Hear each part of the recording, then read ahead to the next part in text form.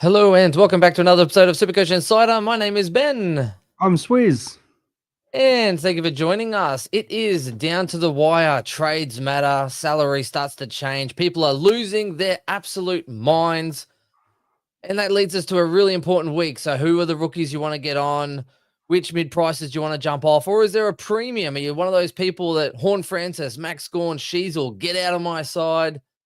That's what we're trying to unpack today as far as what is really important, trying to narrow down the rookies that look like they have probably the better scoring potential and the money revenue to generate some cash. And also, with those mid-prices ones, which ones are stuck in the mud? Which ones, do you need to kind of switch gears, change tactics, look at, are you switching up your strategy? You're going 4 deep in mids. There's all those things that we're unpacking today, Swizz. It is really good to have you. Chris may be coming on as well. We're just waiting for him to put the little one down and hopefully bombard and jump in on this live stream. But Swizz, mate, how are you? Mate, I'm good, mate. It's good to see you. It's mate, it's been a while, but it's good to be on chatting with someone, not just doing it myself, which is obviously always a little bit more difficult. I prefer obviously chatting with people, and had a few different guests in at different points, talking about guests and then people.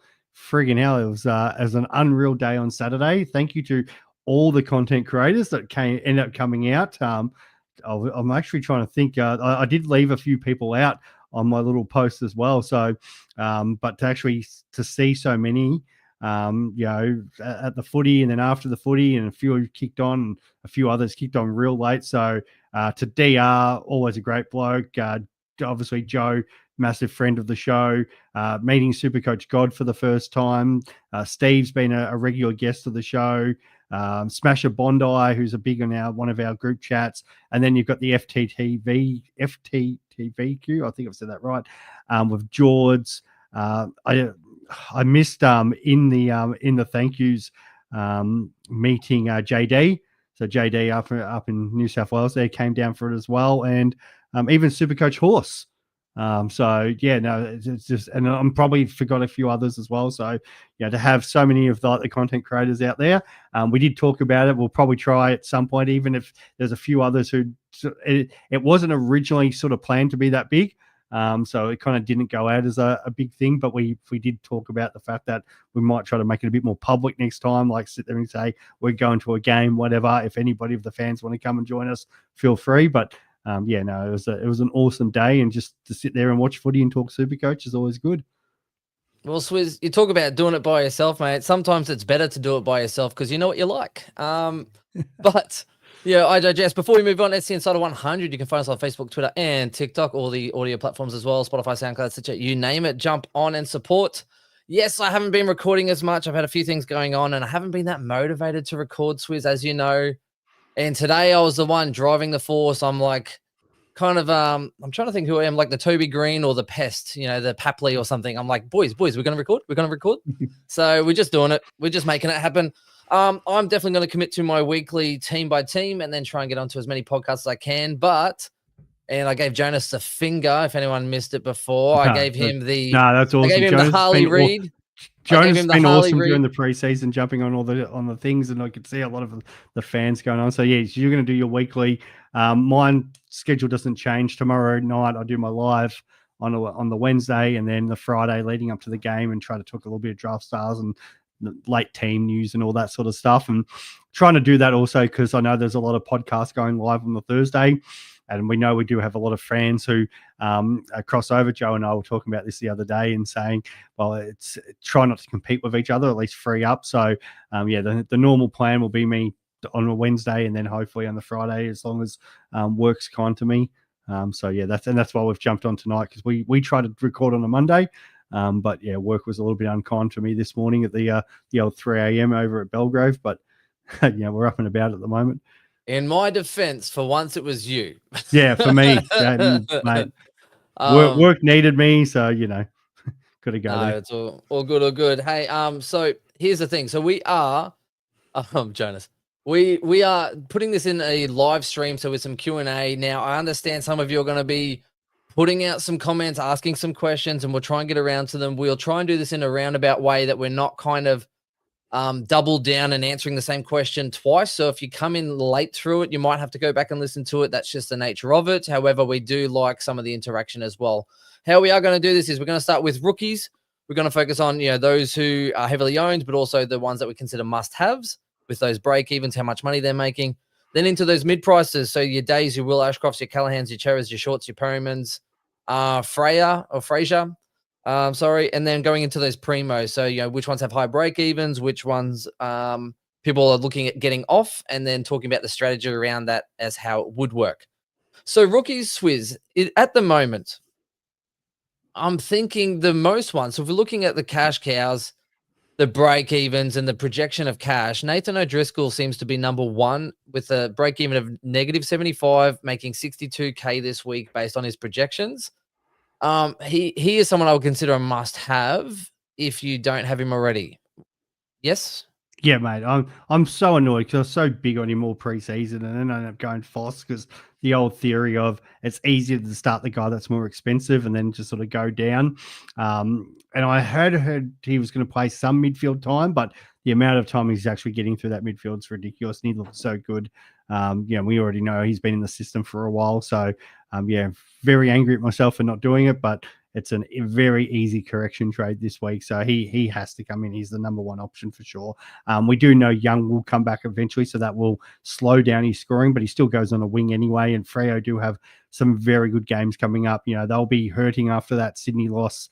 So I think what they got, the Dogs, the Tigers, and the D's coming up in the West Coast Dogs and West Coast, Tigers. the big one this week. Do. So it's so he gets the midfield time against the Eagles, and then back on the wing against those other teams, and he'll still make a lot of cash for all of us. Yeah, I think Young's tipped to maybe come back next week as well as Darcy, but he's the one. I also didn't start him. Maybe when Sardis didn't go so well, I thought, well, I'll just leave O'Driscoll out. I brought in Finn O'Sullivan just because there was rumor that he will play halfback flank, and that is a notoriously good role. Didn't really work out. So the next one we consider. On that, sorry, mate. So Benny, on that, because you make the point about O'Sullivan there, and he actually, because I was at that game, and it wasn't like he didn't have the role. Because he's one that he's going to pick up the status DPP. because he's been playing 100% defense. It's just that there's just so many other cooks in the kitchen. Like Caleb Daniels, the one getting the ball. It's just like Finn O'Sullivan's just not. He just can't find it, and he looked so off pace watching him live compared to some of the other players that we're going to talk about. So it's just a no-brainer. But if you are stuck with a lot of other options and a lot of other trades you can make, Finn O'Sullivan in week 6 or after round 5, should I say, will get DPP and go to defense, because our defensive rookies do suck. I'm not saying Finn O'Sullivan is the be all and end all, but I do see him as a type of player that will get better as the season goes along. And that is something to consider. Now, the other thing you say is that obviously Daniel's getting all the ball, but Fisher had 40 touches in the VFL last week as well. And there is a realm that he goes back to the halfback flank, and then Finn O'Sullivan might push up onto the wing or something. So it is an unknown, and Fisher is someone who did have a lot of ball, so there is some caution there. But if you don't have him, I wouldn't be going out of my way to get him. The thing is, mate, they did win and won easily. So Fisher could have had 70 touches. I don't think they're going to be changing it up this week at least. Or the worry is going, what if Fisher does it again and O'Sullivan has a poor game? Do they put O'Sullivan back, let him go back and play VFL for a couple of weeks? So there are some bad questions score there. Now too. The bad scores in his cycle for 3. So look, I'm not against getting rid of him. If you have enough other issues, I'm okay with just keeping him for a few and just seeing where it lands. But Lindsay for me is probably been one of the most impressive rookies, to be honest. He just looks so cool, calm, composed, has time, makes good decisions, and he's, again, -75 break even, meant to make 56K this week, 158. He's probably the next person that I would consider to be a must-have. I think I put it in the group chat 20 minutes into the game. This kid looks so good live. I know I was talking him up when I did the live the other day because people were asking me, it's like, why are you so big on Lindsay compared to, say, at the time, Langford and a few others? And I'm like, this kid's got the role, but his composure is so good. And getting to actually watch it. That's one of the reasons I went to North versus Melbourne, because there were so many relevant guys. And we do see it from a TV point of view is very different to what we see when we're live at the ground. So there's some players that, they might have not scored well, but they're doing all the things right off the ball. And you're like, okay, at least that guy's going to have great job security about it, or for whatever reason, just didn't get on the end of it because they went, there was turnovers or other stuff. So getting to watch it live. But Lindsay, gets into all the right areas, and his composure was so good. So he's a must-have as well. And there's ways to do it. People have got some like your Boxshells or Hasties or these guys not playing. Even you may be tempted by Camperoli or Kakao or whatever, but I think Lindsay there very much so needs to come into our sides. Yeah, I definitely agree. The one that's probably been the bigger debate, and I'll probably put these guys in there together because that midfield rookie rotation is quite heavily founded already. There's a lot of players in there. If you don't have Lindsay, if you don't have O'Driscoll, then after that, I mean, it's Henderson and Murphy Reed's really stepped up out of nowhere as well with a really good score. Henderson, he's so cheap at 99K, and he's getting that forward role. I think he was playing predominantly forward, so he should get forward DPP as well if he holds his role.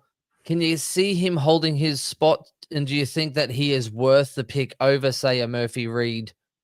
And don't forget, Freo pay West Coast and Richmond in the next 3 weeks as well. So how do you make these tough choices between, making these decisions for these rookies? And do you think Henderson is above, say, Reed, or how do you weigh it up? Yeah, well, I think Henderson's above Reed for 2 reasons. It's because, firstly, Fremantle, as we've said, have Young come back.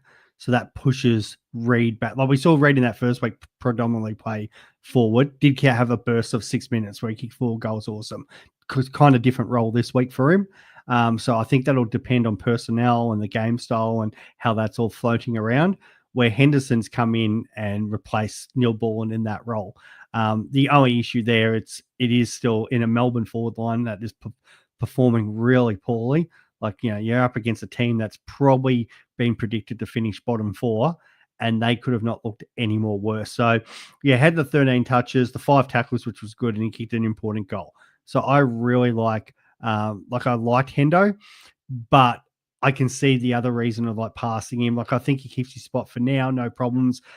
Even if he was to have a bad game, there's plenty other Ds way worse than him. But there's still going to be question marks. What happens if he strings a couple bad games? What happens in that Melbourne forward line? But at 99K, at least he's still going to make cash. And as you said, if he sticks around long enough, he does, open up a loophole for you where Reed's probably not going to be as likely to open up that loophole. I don't think I've got Reed's numbers in front of me, but Henderson has obviously been playing a lot of forward time. So it's, I think, 96% forward. So he's going to get it. So if you're making the choice, it's an easy one because especially I think it saves 32K as well. Yeah, so it's about 30, 32. The only thing I do like is, Reed. I do like in general. That's why hopefully you were like us and you go, oh, there's a lot of rookies I don't have. So you might have made a move on 1 or 2 last week. It's lucky because I think I did the one. I brought Nathan O'Driscoll in for Flynn, and I was actually expecting a harder decision this week, but then Hall didn't do really well. Kako didn't do that well. So there's a lot of these other rookies that I don't have where I'm like, oh, they're good if you have them, but they're not necessarily people that you're jumping out of the way for. And the last one I probably want to bring up, because I know Chris was a non-believer, but Elijah Stewart is another one. Where do you see him in compared to, some of these other forwards?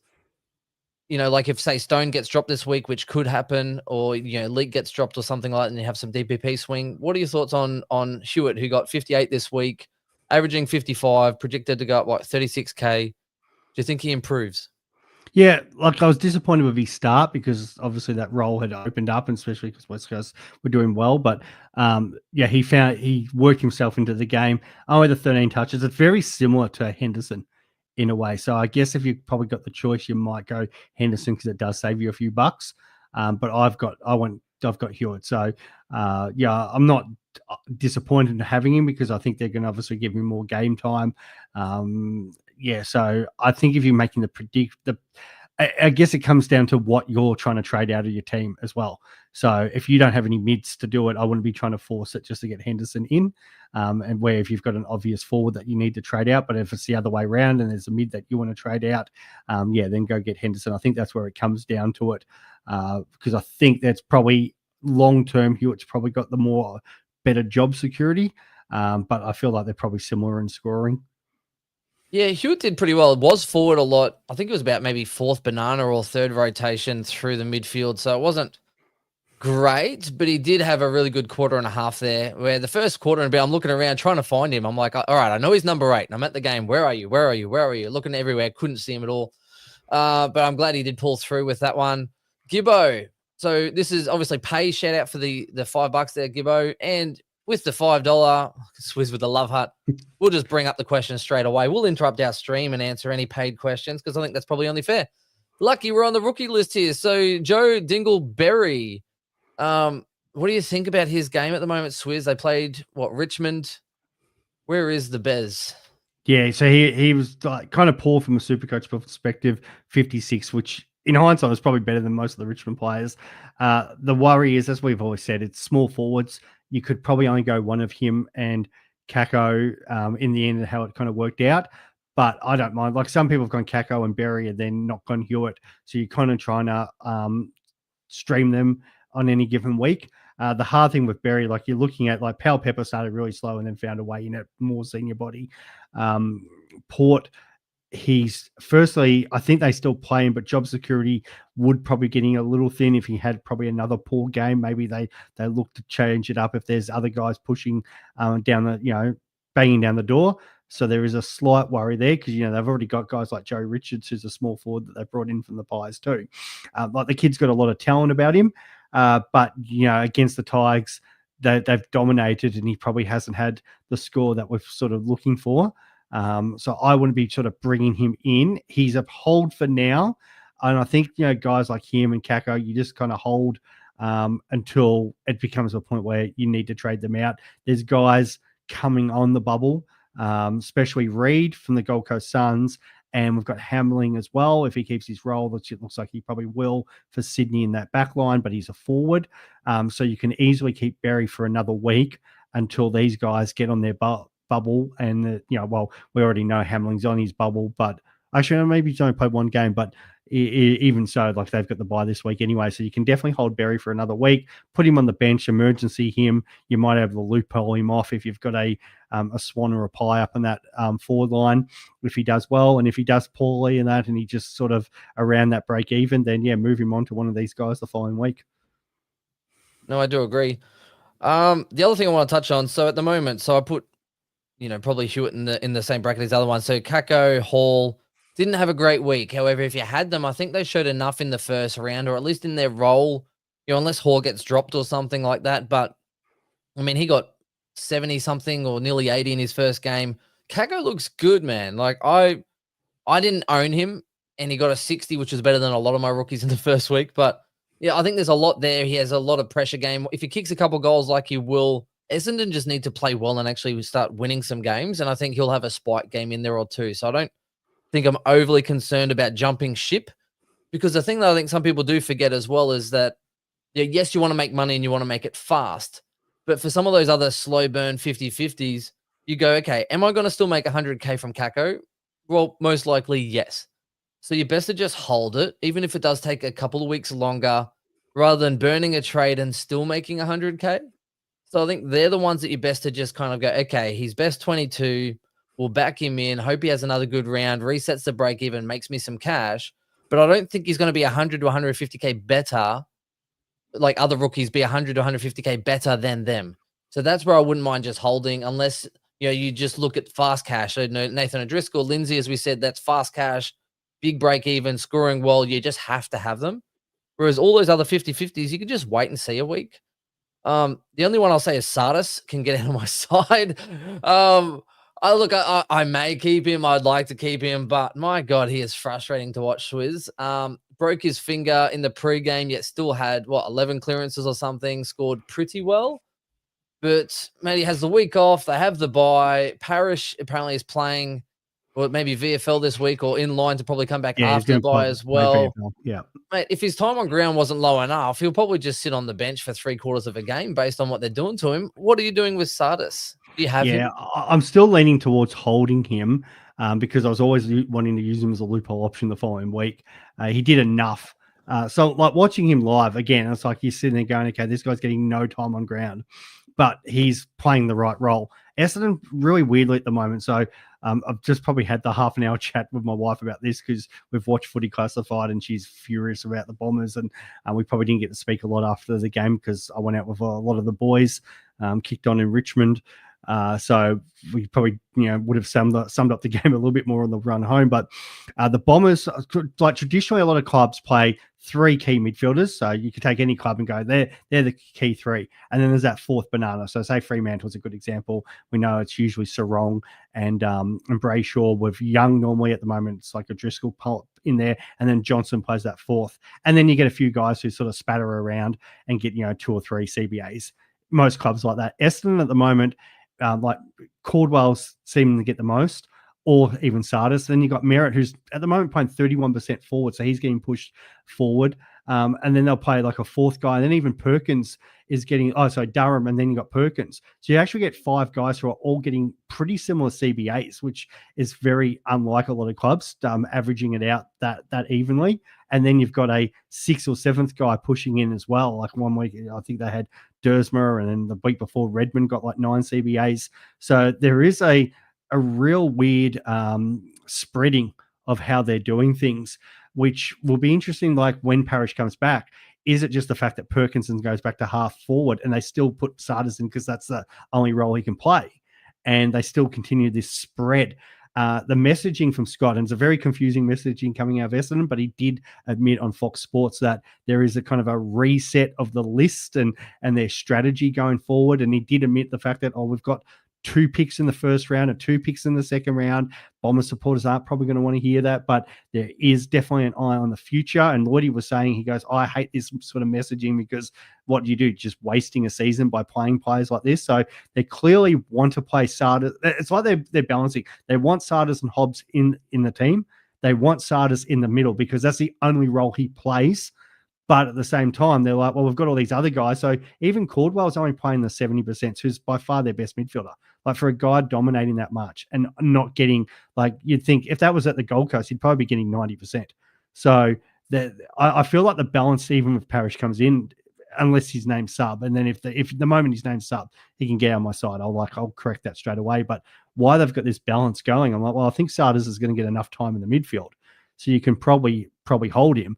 But there's definitely question marks about, is how talented is this actual guy? Is he just like, just your average plotter playing in the midfield and they're trying to get the best out of him? Or the fact if they continue to play him in those CBAs, he's going to maybe get better. But then he did try to tackle an Essendon player on the weekend. So who knows? That is one thing I hadn't thought about, Swizz. I might keep him just to be able to loophole the bench because there are a lot of good scoring players. Do I go Nevitt? Do I go... Unfortunately, Lindsay can't do it this week, Ben, because he's playing the Thursday night, which is so frustrating. But the following week you can.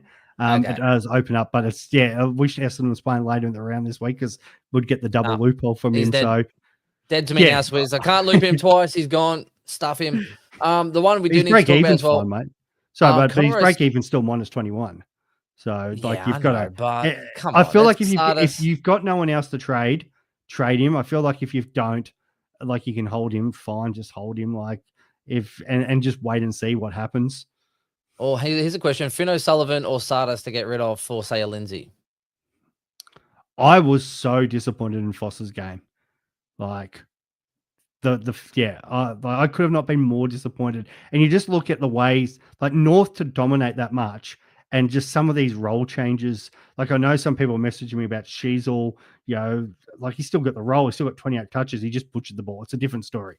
But like McKercher is a great example. 56 Supercoach, 17 because touches, because they're trying to fit some of these extra guys in. And I think where people are looking at Sutherland, because he's sort of got that defensive wing / half back role, but we've always said this, if you're on that defensive wing or if you're in that halfback position where it's not the attacking side, and Caleb Daniels the attacking side of it, and then you've got a few other guys that they're obviously trying to move the ball through, even like your Scotts, your Simpkins, all them, it's an awful role to be in. And that's where, like originally I was sitting there going, like Kel Mills has been in that situation before, defensive wing, doesn't get near it. You're the first one in to defend, and the last one there when the ball goes out, because you come 100%. In to be the extra number, and then they go, Caleb Daniels, see you later. Out you go. Yeah. If he's 120K, I'm like, cool, keep him, whatever, 140K. But this guy's 200. 200K in the worst role possible. Hate it. Yep. Connor O'Sullivan is an important one. So went from the FOS to the COS just cause. Minus 53 break even, projected to go up 46K. Had a really good round, so 88 score. However, there is a little bit of caution there. So number one, I was big on him in the preseason. I did have him in my side when he was maybe 6% owned or something stupid. Rate him highly, but I like him. But there is a little bit of concern here because number one, the Gabbo is we're meant to get, I think it's 13, 20, 25 mils of rain Thursday, Friday, Saturday. So it could be very wet, which for an intercepting defender, probably not great.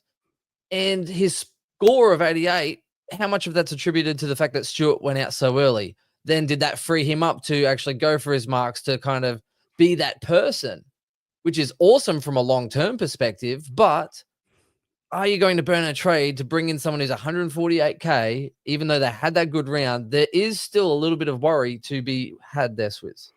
I like him as a player. I like him pre-season. I'm probably a little disappointed I ended up going O'Connell, but I still think what O'Connell did late in that game keeps him in because it was an awesome intercept mark. But in regards to O'Sullivan there, there's, as you said, there's multiple reasons for why he scored the way he did. Now, his actual touches early on wasn't so great. He had like, I think 7 kind of touches at halftime and then only had the 1 in the third quarter. His big boost came in that last quarter. So when Geelong were coming, and they were coming like the thunder at the end there, he got massively involved. But as you said, there's no Stewart, and St Kilda has been notorious, really easy for defenders to score against. So you've got to take that information like that under, in your equation when you're sort of deciding this.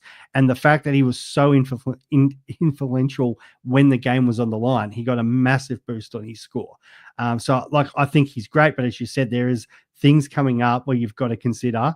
And in the slog against a Brisbane team, and if Stewart's back out there, which there's a big chance Stewart actually gets up for this game. Like it was looking like the case where Stewart could have been out long term, and it doesn't matter that Colo's coming back because, okay, he just replaces Stewart. So the job security is good, plays in that intercept role, great. But now Stewart could play in the slog and Colo's only still, 2 or 3 weeks away. I feel like there's enough question marks to go, well, I feel like I could fade him. And if he's one that gets away, if there's another injury or something happens or whatever, and he gets I can nearly live with it. I get the idea that the rookie defenders aren't great. But I was on the fence last week. I brought in Bice. So as much as I've still got sort of Trainer and O'Connell, I'm wrapped getting Bice in. Looked awesome. So if you don't have Bice yet, there is a world that you could definitely go, O'Connell this week. Not O'Connell. O'Sullivan this week and then get Bice next week. But does that mean you're moving one of those other rookies on? Because how many rookies do you really have in defense? So I don't think he's a must. You've got to, I think, take all those things into account. Well, that's it. The Bison, as I'm calling him, unreal. So if you don't have him, you can just wait a week. I actually think that Connor O'Sullivan keeps his role instead of Colo. And I know Colo's been, he's a structural kind of key cog and a good piece there. But if they're kind of, I say winning games, they lost. But, if he's playing well and holding down his spot, I think it's kind of, they do try and blood their youth where possible. And he has had a whole year in the VFL. So it's not like he's just been drafted. He has had a little bit of time in there to develop. So, it could be his. But my other concern is that if, let's just say, De Koning doesn't ruck very well and they bring in Stanley, well, then all of a sudden that could be another one. They then put De Koning back into defense with those other players, with Colo, with Stewart, and then he's definitely out. So that's another key pillar for me where I'm just like, okay, I'll just err on the side of caution. Bice is a week away. We still have 2 weeks of best 18, so I'm not as concerned with these rookie defenders. By the time Bice comes in as well, Stewart's only a couple of weeks away, 1 to 2. So by the time you get out of that best 18 round, hell, you could even just go straight and get Stewart in if you're really concerned with your team. But there's a lot of value still to be had. But that's pretty much it, Swizz. I mean, Leak, I think, might get dropped this week. You've got, was it Hogan, Stringer, Daniels? There's a few other forwards and people coming into that side, and Leak's been playing forward, so he could go. It would really make me concerned if if Stone gets dropped and then Lick goes back into defense, I'll be like, why? I picked you for a different way. So, yeah, look, it'd be interesting to see with that one. But I think that's pretty much it for most I of the think, rookies. well, Camporelli, this is the thing, because it's also, you've got to take into account who's coming up for us, and sort of your forward planning there, because I know there's a few premiums people want to consider moving on, but there was a few players who played their first game who scored really well. So we had Clay Hall, who's a midfielder at 129. he was a Ted late Close. in, wasn't he? So what? All was a laid in because they had a laid out for Yeah, they West were, Coast, wasn't it? but he played Yeah. really well. So, he keeps his spot. You get another week to look at him, but he's another week. If he performs well, he'll be on the bubble, and one to look at. That Ted Closey came in at the last minute as well, forward mid, played really well too for a guy that came in off the sub. Again, so does he hold his spot? Does he get squeezed straight back out? 84 he got too. 84. Crazy. Looks Yeah, great. yeah. Ethan Reid, obviously from the first week scoring that 100, so we get another free look at him. So there are some rookie options there that we need to even. Another one that's a bit more expensive, who is on the bubble this week, is Tyrell Dewar. Had only the 27 the first week, but geez, he played a career game against the Lions.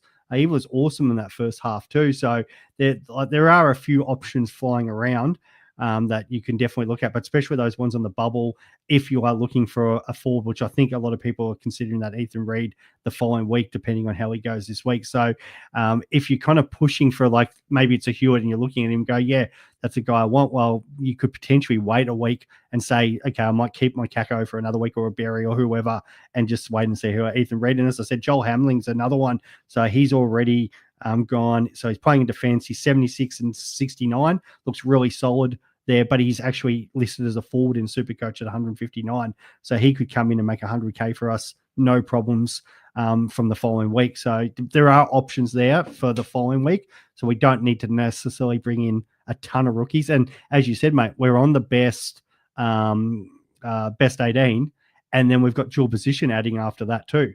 So there's going to be complete restructures of our team where, like, I'm kind of looking at players and saying, yeah, there might be I probably need another defender, premium defender or mid-price defender, but who's going to potentially open up? Who's going to get dual position that I can just swing back there anyway? So kind of you need to do a little bit of forward planning around who you're bringing in this week.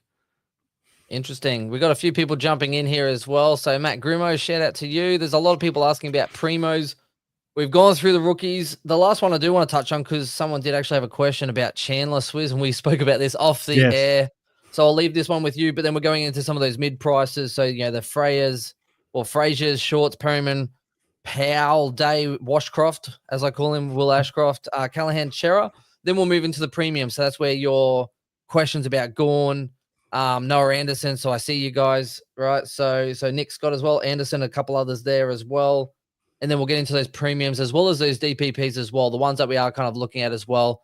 And Jonas, a couple other asked where Chris is. Chris is coming. We've sent him the link. He's waiting for sweet baby Jesus Noah to go to sleep, and then he will jump on the line.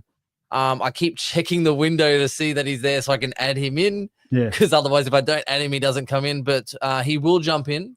But otherwise, like all good things, we can't stop the show, and we just thought we'll start and jump in, because otherwise Swizz has to work early in the morning. And it's happened before. We just we'll wait, and nothing happens. So we're let's just get on the line, have a good time.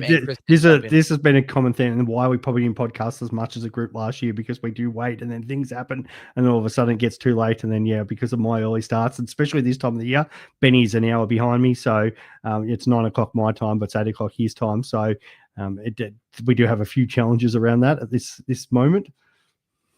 Chris is gooning, I'm told. But that's why I like the Q&A, because that way it doesn't matter. When Chris jumps in, he can just come straight into the conversation, and you're not missing anything. So, Chandler Swizz, because, what do you go, 150? He's priced freaky around the 300K. Oh, absolute freaky. And there's some cash to be had, but is it worth it? Is it like the old Tex Walker syndrome of old? He got 70 in the first week, 150. Great for draft leagues, but is he good enough to risk it for the biscuit and standard? No, I was looking through his projected scores, and Supercoach have him going 79 and 84, which would get him 90K over the next two weeks. Now he showed against North that he definitely got it. But there is a little bit of, I was kind of going through the last couple of years, and this is actually like Kate Chandler. No, hasn't done the 150 before.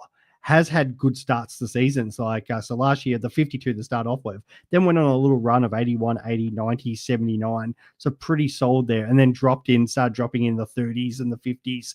And back in 2023, the same thing, had a 93, 71, 90, couple poor scores, then went 85, 104, and then went back to the 50s and the 40s. So it's like, it's not like we haven't seen this sort of from him, not from this sort of level.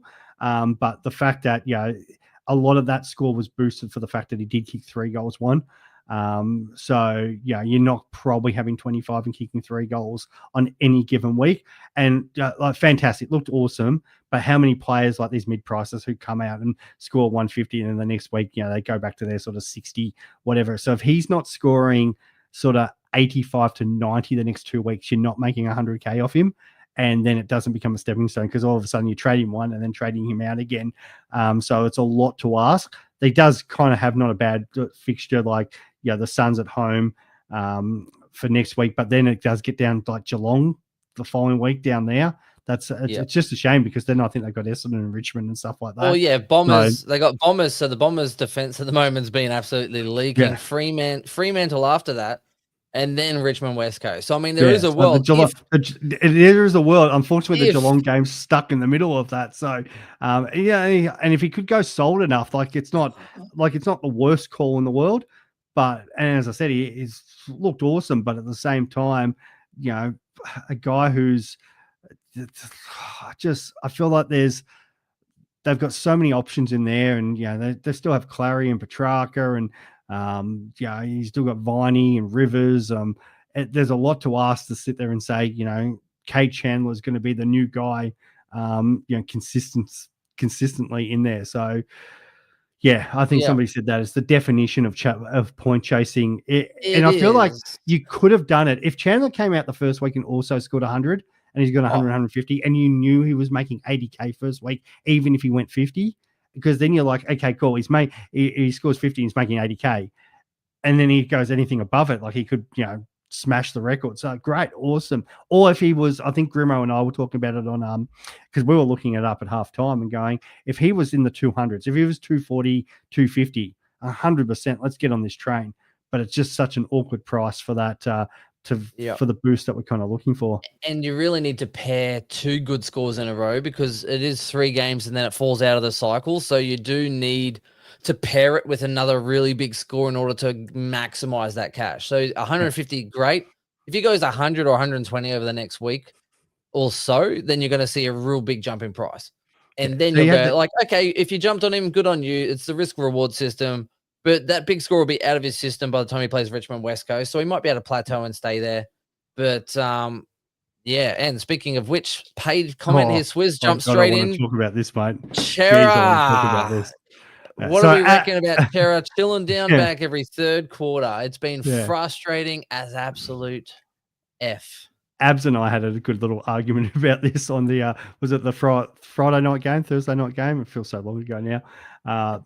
The first half, he looked so good, playing around midfield, no problems in the world. And then Voss, I don't know what's up with him at the moment. He's sort of defending, playing Patrick Cripps in the ruck, 15 or 16% game time, and then goes, okay, Chera's our best ball winner at the moment.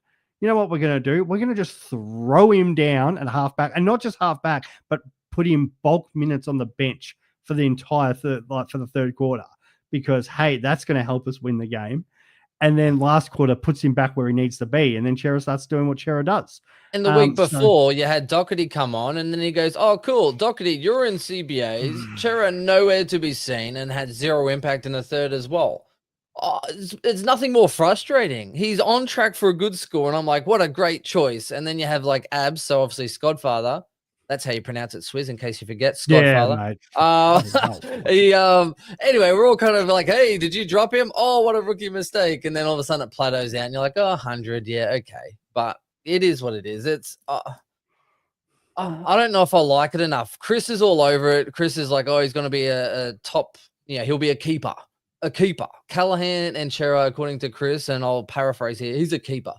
But I think Chera is if Voss plays the team how it's meant to be played. And the great thing was Footy Classified turned around and said, this is how you play your friggin' team. So you don't have to play Cripps in the rut. Like, it was so simple. Like Hollands and Walsh, as you were saying, they're so good on the outside.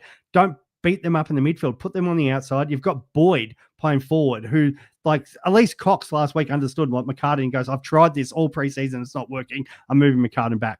Boyd back. Kick out Young. And I think they were sitting there going, that means Silvani goes forward, who looked their best forward the other day. And then he can play the backup ruck instead of throwing Patrick Cripps.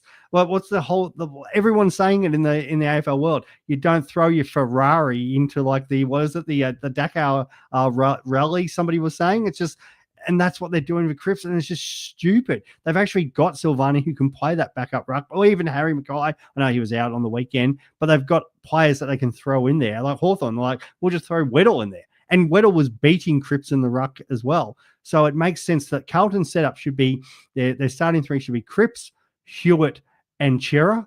And then it's probably Doherty rolling through, and then I'd have Walsh and Hollands on the outside. And the fact that they're not winning, doing what Voss is freaking doing, surely someone's tapping on the shoulder going, we look such a better side when Chera is in that freaking midfield, because he's got no idea what he's doing in the back line. Absolutely none. And pulling everyone's hair out. And they showed footage of Walsh as well on how he's just dump kicking in the midfield. And like, you get on the outside and he runs, he overtakes. He's a good user with time and space. But as a contestant, to me, I agree with Chris. Dumping it. I agree with Chris that Chera could become a keeper because he's scoring 113 with Voss ruining him. Like, imagine if he actually played the entire game in the midfield. This guy's dominant. And they've got West Coast and North Melbourne coming up soon. So, like, he could go 130 in those games. So I actually see the world where Chera can be, as long as Voss doesn't continue to be a muppet. Yeah, I'm pretty fired up about this because I couldn't care less. Like, Carlton lose, great. Like, most of the competition, pretty happy. Like, anybody that's seen me and Nath from Supercoach HUD talking about this, we are just absolutely paying out on it. And I've got mates who are Carlton supporters like, yeah, they're paying out on it because they're like, we can't be this stupid. Surely they've won 2 out of the last 11 games taken into account last year. And they've got the actual players. They've got the top-end players. And they're getting coached so poorly. It's okay. They're not your team. I know it's not mine, but it's my Supercoach player. Right. I'm gonna have this. I've had about 3 or 4 comments here about Jake Bowie. 97 and 96. So consistent, I think, over the last 2 weeks. 337K. Now, 3 or 4 comments. I'm going to say this. I'm going to say it once. I think he's great, but he's been a letdown for year after year after year. May as well, when he comes back in, probably some of those kick-ins are going to be taken because he is notoriously the most person that takes the kick-outs from that side because it's his back line, it's his general. And no offense, I also think it's probably, I'm going to say that you have Short or Perryman in your side. The fact that you're considering someone like that because you're like, oh, he's cheaper, he's doing well, he's going to make me some cash. And I think you're looking for an out instead of an option to go up. And I think if you've got a Short or a Perryman, which we'll get into, I think you need to kind of go up if it's not to Fraser. Mate, he also has red hair. That's good. Oh, why don't I laugh at that? No, Bowie's not the answer. There is a Melbourne player, if you're looking at doing it, who was potentially the answer. Chandler, we just spoke about it. No, it's not. It's Christian Salem is the one, but his body lets him down. But Christian Salem is a way better option than Jake Bowie. Okay, he's 100K more, but Salem's actually proven before that he can do it. But I still wouldn't go near it. I think you've got to find the money to go up. There's too many good defender premiums that we need to start outside of maybe like looking the Fraser option. But there's just, find the cash and go up because I think you're going to just get left behind if you're not looking at so these guys. Like if you don't have Roberts, there's one, but he has gone up cash. A few people asked me about Amon, but again, now he's obviously gone up cash as well. But when you look at sort of Bailey Dell, Sinclair, Whitfield, Geordie Clark, even Max Holmes, there's too many of these guys where it's just like, why do we need to kind of go any more of these sort of mid prices? It's probably it was worthwhile taking the punt at the start of the year. Only one of them's worked out in Roberts. But so now it's time to try to get up to some of these guys. Actually, even the man that you were bagging, Farrell's flying more than some of these guys too. But I'm still advocating to try to find the money and go up. Hey, I picked up Farrell in a couple of draft leagues, Yeah. Swizz, so You thank listen to you. me. I may have paired him with Evans, and that's been horrible. Salem, man. So what you're telling me is that you rate Salem enough because Salem's going to the moon? Oh man, I just think he's a better option than Bowie. It's just like, but again, as you said, there's a restructure when May comes back in. But at least Salem, we know what when he's fit and up and about. Yeah, people have had him in their Supercoach team before because we know the role. But Salem Moon. Yes, yeah, mate. Come on! I even put it in the comment section. I was like, pun incoming, no, waiting for you to stop breathing. You're not getting it, mate. No, I just think you pay up. Yeah, I think you have to. I think anyone that's looking to take a shortcut, you've already fucked up. You might as well find the money and upgrade, because otherwise, if they fail again, you've now burnt 2 trades on 1 position, and if it hasn't worked, it's not going to. Now, the only exception here is maybe Fraser. Is it Freya? Fraser. I'm going to let you talk, because it is Fraser. Now, has a lot of CBAs in the mid-time. I wasn't as keen, but apparently Trelaw, good old man Calves, has had a setback. So I think it really does open a door for him to get more of those CBAs. I mean, Bont's still, a couple of weeks away, 3 weeks, 4 weeks away. Richards is in there. Where do you see that? Because he didn't really start that well, Swizz. So where do you see it from a CBA point of view? He's not exactly cheap, so it'll be a little bit backwards from a Perryman if you didn't do a Sam De Koning. What are you thinking with Fraser? A lot of people asked me this question the other day, and I told people to go SDK because I like the fact that you're going to get the dual position in. Probably didn't have the game, but I still was probably against both. But if you're going to go one, I was like, I'm getting off the fence. So I'm going SDK. And at halftime, I think Bailey Dale was in the 30s, and so was Fraser. And then Bailey D's second half was just off the charts. But Fraser was his score was bumped. He was looking like he was only going to have probably at best, if it was scaled up, to maybe an 80, but he was in the 70s. The thing that helped him, nearly 20 minutes of the game, scores a goal behind. Fraser picks up the ball, kicks a goal, puts them level. He got nearly 30 points for that play. So all of a sudden, and you look at his DT to Supercoach, 75, Supercoach 100.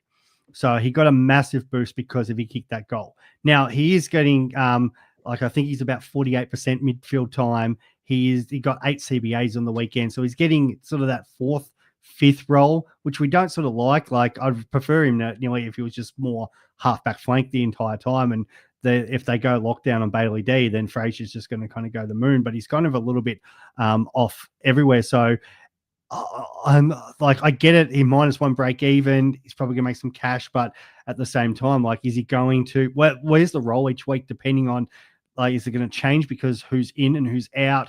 Is it going to be game dependent? Are we going to be relying on the fact that he needs to kick that sort of late goal to boost his score? I'm still not sold. I'm happy if you've got him, no problem. So that's great. You've already got him, cool. But I don't feel like I'd be wanting to trade into that. Again, I would rather just find the money and get a proven premium because, we've seen it already. We've been burnt by Perryman. Sure, we knew that was going to do it. We all like the self-harm and go, yeah, let's do it to ourselves again. But we just knew how that was going to play out. But yeah, I think Fraser's just in that sort of same boat. So.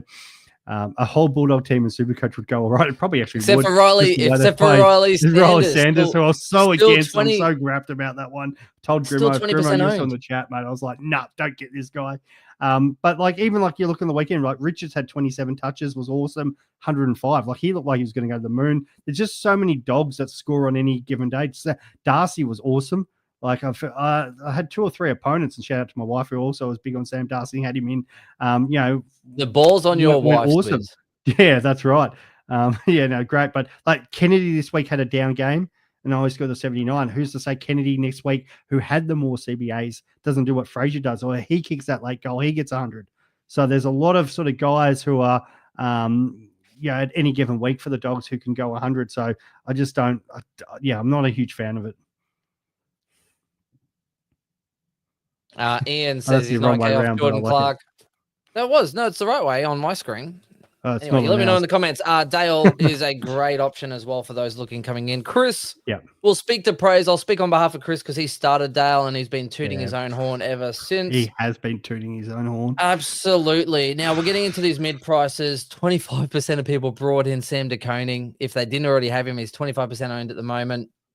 Yeah, it's going to be interesting, but we're going to get into some of these mid prices now. So Day, Will Ashcroft, we've already spoken about Chera, so great segue as well for trying to think of who it was for Gibbo. Great segue, mate, to get us into these middies, and then we'll go into those premiums as well. So if you're new, we'll get into the primos next and look at those break-evens DPPs as well. But I think the main one is probably Callaghan, the one that I keep hearing people talk about.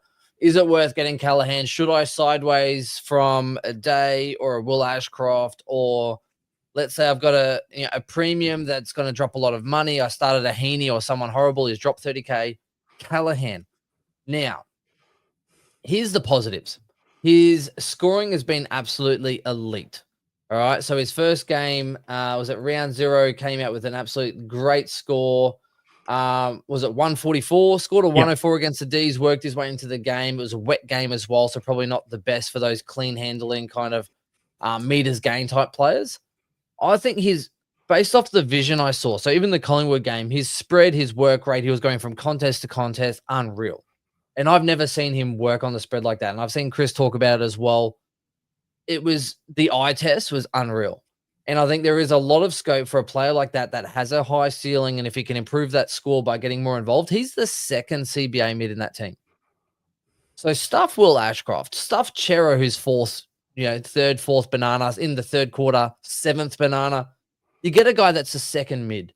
And he's someone that can go 105 to 110 generously, I would say, for the season. My only concern is that he is so damaging now. Is he the guy that's going to start to get attention? Or is he just cheap enough that you ride those? Yeah, because I always think this, like, that's what I was saying the other day. People were asking me about Libra. It's like, he won't get any attention because you usually don't tag the in and under coalface, and that's sort of more your Tom Green, where if you've got somebody like Callaghan who can be more damaging. And that is the worry. The great thing about them is the best tagger in the comp plays for them. So Bedford can't go and run with Callaghan. He will probably get Jordan in round 8. So there is something to think about there. So that's probably the obvious matchup for Jordan to go to, and he's probably the second best tagger in the league. So it's really hard trying to, you like the other day, like Sarong, we probably got lucky because the way he was scored at the end. But anyone who's got sort of Jordan or Bedford coming up, you do need to think about that. So there's, and as you're saying, nobody is tagging that green because get it 40 times and get 100 Supercoach, and it's like big deal. But yeah, Callaghan's so damaging. Like, so I really like him as a player. The fact that he turned down the massive Godfather offer from St Kilda to stay true to the Giants.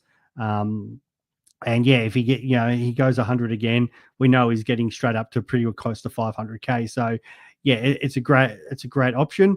The thing you've got to then think about is some people's midfielders are already pretty loaded. Clary, Chera, and if you might have, say, a Rose in 2 of the other premiums, how deep can you go when you've already got sort of a Driscoll in there? You've sort of got some on-field rookies who are pulling their weight. Levi Ashcroft, for example. So if you've got a Driscoll and Levi Ashcroft, it either leaves you one spot to maybe go Callaghan, or and then you're sort of pushing 6, and you're like, is that too much? Those people who don't have that 6th player, they only have the 4 premiums or the 3 premiums at the moment. It's probably easier for you to bring him in. So yeah, I think he's good. And you are right. I don't like it. He does have Eagles as well too. So I'm on the fence at the moment as well, because it doesn't help my structure. But at the same time, the price, like, he's a guy who could probably easily average 110, and you're just like, yeah. He doesn't help the structure, but if you've and bear with me, if you've got 5 defenders, you got Perryman to Bice, to the Bison, doesn't matter. You're playing best 18 this week anyway. For that price, you can get Callaghan. Like, it's 30K more. Do you know what I mean? And then, so they play Hawks this week. I would love to see Callaghan on Day, Green on the other big guy. Newcomb. Newcomb. And then they play the Eagles, right? So the Eagles at home as well. St Kilda and, him and McRae and the Eagles can, so the Saints can leave up a little bit of points in the midfield. Crows as well. They're quite a dynamic midfield. So I think those hardworking dynamic types can be improved. Dogs probably just get back Bontempelli around that point. And then Sydney's probably the one, but also the one thing to note. So yes, they're probably not going to tag Green, although sometimes they stop the big contested guy from getting it to the outside. But also Whitfield's been really damaging as well. And we'll get into him in the premium section as far as, replacements and the rest of it. But he is also someone that can get tagged. So it's not as straight up and simple, let's just go to Callaghan. But I think at that price, at only 30K more than, say, Perryman, with some good, cheaper defenders coming in still. So, I mean, you've got Mills is not that far away. And what was he, 350K? So you can always try and upgrade a rookie to get to him. And then your defense is fixed. DPP's coming in. There's some defenders that might kind of come into that mix as well. Or some rookies getting into that point. And then you've still got maybe your not Loman, your Colemans and some others as well. So there are some cheaper options that might come through after a few games. And then Stewart as well. All right, so good old Stewart has a break even of 184. And he's already played a game. So that's his second game. That sits in his cycle for 3 games. I hope he misses this week to buy us more time. But he could get down to like 400K. And that's a great option to sort of look at because that's pretty much Mills' price. You're jumping in. So I think the defense isn't as bad. You just have to buy a bit of time. And it's best 18. But Perryman, to me, to Callaghan, stuff the system, stuff your structure. I think I've just talked myself into going there, Swizz. Yeah, as And I he's said, great to watch. He's great to watch. Like, especially if you got Perryman, it's easy. But there's also Not a other must-have. options. Yeah. I just think that it depends on what you're sort of looking at long term too. People are talking to me going, is it worth spending 130K to go up to, say, Noah Anderson, the captain of the Gold Coast? Looks absolutely prime for a massive year, has some very cruisy games coming up, especially with the fact that they go Melbourne, Crows at home, North Melbourne, and then Richmond. We'll get the Jordan tag after that. And is Noah Anderson more of a keeper than Callaghan, or is it worth, can they get close enough for each other for the 130K? Potentially. Jordan Dawson's absolutely flying as the Adelaide skipper at the moment. He looked unreal on the weekend. Even like Jai Caldwell, unfortunately he's got the bye the following week, but geez, he's taken his game to the next level as well for slightly more. So Callaghan is the cheaper option. So for sure, if you want to save cash, yep, no problems at all. And as I said, I think the guy's an absolute gun. But there are other options there too. Or it would come down to maybe your buy structure and how you're settled up there in your midfield. Because as some people are saying on the chat there, I think Ian was talking about this as well. Like you've got guys like Butters, Bont returning. So you've got to be able to fit these guys into your side, depending on how you want to, again, work out your buy structure, because those guys are all round 12. So you do need to think about that as well. So maybe it's the fact that you can get Callaghan and then flip him to one of them if that works out for you. Because, yeah, he should go obviously up to, we don't know how much, but at least maybe get close enough to these guys that hopefully you can maybe do it close to one trade. So, yeah, I think it's no problems with the move at all. But I can understand why some people are looking at other options as well. Like if you're deep set in defense and you're going to play Bisonfield next week, then you could go, okay, that would make sense. Whereas an Ashcroft to a Callaghan, for me, doesn't really make much sense. Because you're just kind of offsetting that risk. You're going to someone else that might have less risk, and if it doesn't work out, you have to go another one. Brief shout out. We got 2 people here mentioning Sinclair. We'll get into the premiums in a second, guys, but I nearly went Sarong into Sinclair to bolster my defense to get rid of Short and Perryman, who we are talking about. Didn't happen. And he went obviously huge because I needed a defender mid because I already locked myself out. Swizz didn't do it. Didn't have the balls. But we will get into. So I want to talk about Ashcroft first of all. Yep. Day, I think the ship sailed. I think he's now had a poor performance. So I think that one's sailed. I don't think anyone is getting on him if they don't already. Ashcroft, he's still 17% owned, 17.9. I can see every word that you get off Ashcroft. He has not been impressive for the last 2 weeks. I saw a lot of people actually backing him up and criticizing. I think it was Matty Lloyd who was criticizing, kind of like the Gary Ablett. Yeah, and I agree. Absolutely agree. He could have given it to his brother. He had someone on the outside he could have kicked it to. Instead, he did a big looping handball to the ruckman, who he knows isn't going to kick it or deliver it, and tries to get the 1-2, gets under pressure, turns it over. Absolute bullshit. Like, deserved. And the amount of times he went for the free kick, it was almost like Harley Reid. Like, but lifting the shoulder. Oh, got a free kick. The whole team stopped once thinking Other he did one, get a mate. free. Other one.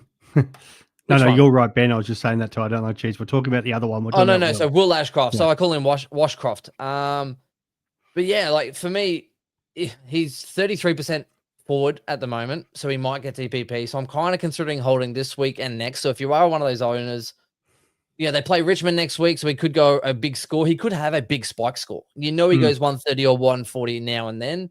If he goes well against Geelong, he is probably going to go well against Richmond and then make me some money. If he doesn't get TPP, I can move him on. But he needs, I think, 37% forward over the next 3 games over the next 3.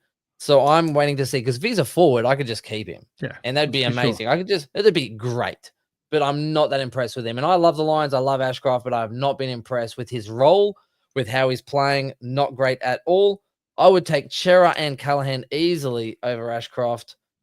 Which brings us into the burn man. Now, this is a real quick question here, Swizz, because Perryman just has to go. Yeah, has to. Yeah. Has to. Underperforming, dropping cash, went from pure midfield in the preseason to mostly kind of midfield to a tagging to a defender. It kind of hurt that they lost a defender, so he pretty much went back there, but that's killed him. And I don't see much changing. I think he has to be jumped off. Short, on the other hand, though, has done okay enough, hasn't been that bad, but he did lose kickouts.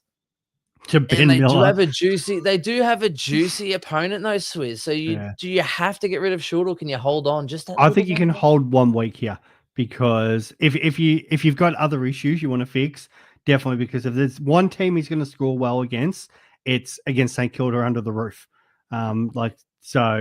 Yeah, like he's got history against them. He scored a 105, a 126. Did have the bad game out at Norwood, but the ground didn't suit him that day.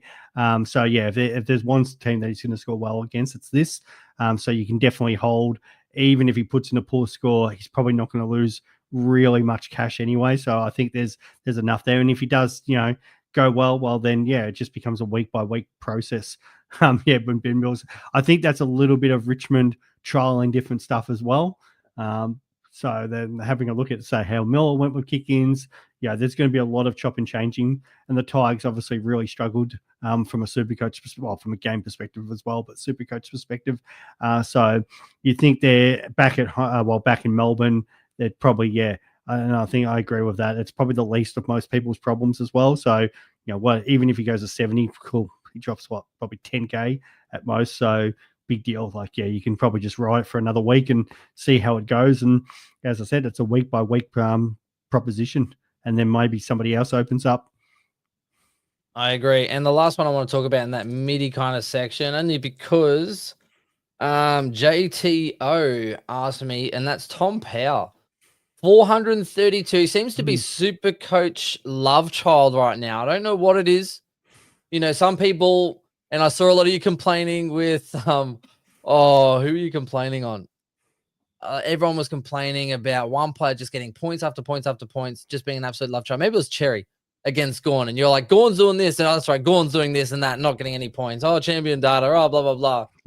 And, you have to be on who champion data like. Well, they seem to bloody like Tom Powell. So 124 this week, went 85 the week before, so not that great. And he is a midfielder, but I do see a lot of people looking at that recency bias. They won a game. He scored 124 in a win. I don't see them winning every week. I would probably pass. LDU hasn't even got into his full straps yet. Swizz, where are you at with the... mate, I thought he looked awesome, played a great game, part of that engine room mix. Yeah. So from a football perspective, awesome. The thing you've got to take into account, and this is why some people message me about this whole Sheasel dilemma. The previous week, Sheasel scores 106 from his 31 disposals. Powell has 27 touches, scores 85. His dream team that day was 121. So in the loss, didn't get the points, butchered the ball, everything like that. This week, we go one further week. Sheasel still has the 28 touches. Powell now has the 31, so much of a muchness. Powell does kick the goal, which does change things. Powell's DT is 98, 124 Supercoach. Sheasel 102 DT, only the 81 Supercoach. So this is going to be very dependent about who's copying attention, who's hacking the ball forward, who's getting on the end of the chain to score. So I feel like where I think LDU then he's the third, and I think we've got a question about Simpkin there, who's like the fourth or the fifth banana as well. So North obviously in wins, especially if you've got like Powell who kicks, gets on the end and kicks a goal, which I was thinking was in the second quarter when put them in front as well. So you're going to get more points at that point compared to when players were getting points late in the game when the game was blown out. So Powell did his work when it mattered, and he got that boost. It's going to be up and down for these North Melbourne midfielders on any given week. So it would not surprise me next week Powell has his 29 possessions, 30 possessions, and comes down and scores an 80 or a 90 again, where LDU might be the one that goes 120, or Sheasel might be the one at 120. It's so I don't like it for that reason, because they're just going to keep sharing points off each other. Yeah, I think you're right. It's kind of like what Fremantle used to do in the defensive line. They'd kind of share. They'd all be there and the ball would go, they would just kind of divide and conquer. So one person would do well. And it's great from a team point of view, because that's kind of what you want. But from a Supercoach point of view, sometimes you want the pigs to rise. So, I agree. Sometimes, they might not be the VC at this point. So this one deserves a shout here. Swizz. I got my hair done today, but the worst thing is because of the wearing the headphones, it's just sort of friggin' scented everywhere. But it was really styled well before, and I was like, oh, they'll do it. And it was like, oh yeah, the headphones is just going to ruin that. So shout out to my stylist today, but yeah, a bit disappointed how it's looking on camera compared to what I was looking before. I did laugh. Spot on, Bert and Ernie. Good shout there, Pete. Well done. And because of that, Pete, I'm going to give you your question first of all. We'll move into Primos. He did mention Zorko. So, I mean, Brisbane guy, Pete, great pun. Zorko, they do have a juicy couple of rounds coming up. So, I mean, they play Geelong. He's got a really good role at the moment. He's getting kickouts. He's dominating. Yeah, dominating. But also, I mean, they do play Richmond next week, the Bulldogs the week after, Collingwood, Saints, Suns, North. So I think there is still quite a lot of good teams in there for his role to come through. Now, again, we are waiting for, say, Kitty Coleman maybe to come back in. It may impact it. It may not. He might just do the team thing. Everyone's just expecting it to be, him come in and take over.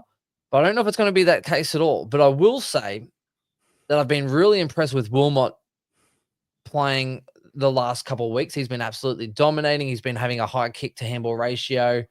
Zorko's just been sometimes, and he just does that. In a quarter, he'll just take over. He's super competitive. He's not relentless. I mean, you saw him at, I don't even know what it was, quarter time, halftime, three-quarter time, just blasting Dunkley. Like, must have been quarter time or halftime.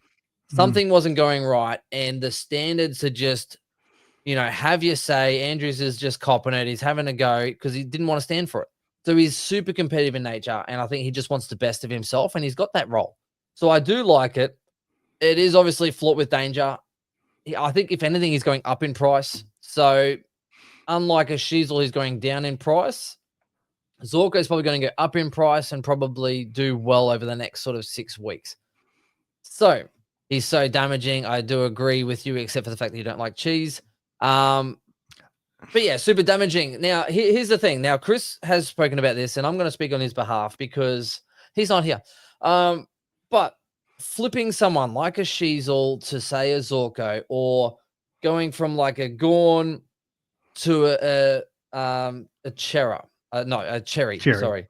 Or going, say, a Horn Francis to a Rankine, that kind of thing. So now, traditionally, you had limited trades. It was a bad idea. And it would be a bad idea. You would back your premiums in, you chose them as a premium, and that's the end of it. Whereas now we've got like 40 trades, so many boosts. You're in a position where cash matters. Your team value, unfortunately, does start to kind of matter. Now, if you don't have any of these rookie problems and you've got most of the main rookies, you're happy with your team and it's viable, you could use your trades instead of correcting to go to a rookie that you've missed. You could correct your team to improve your income for your team.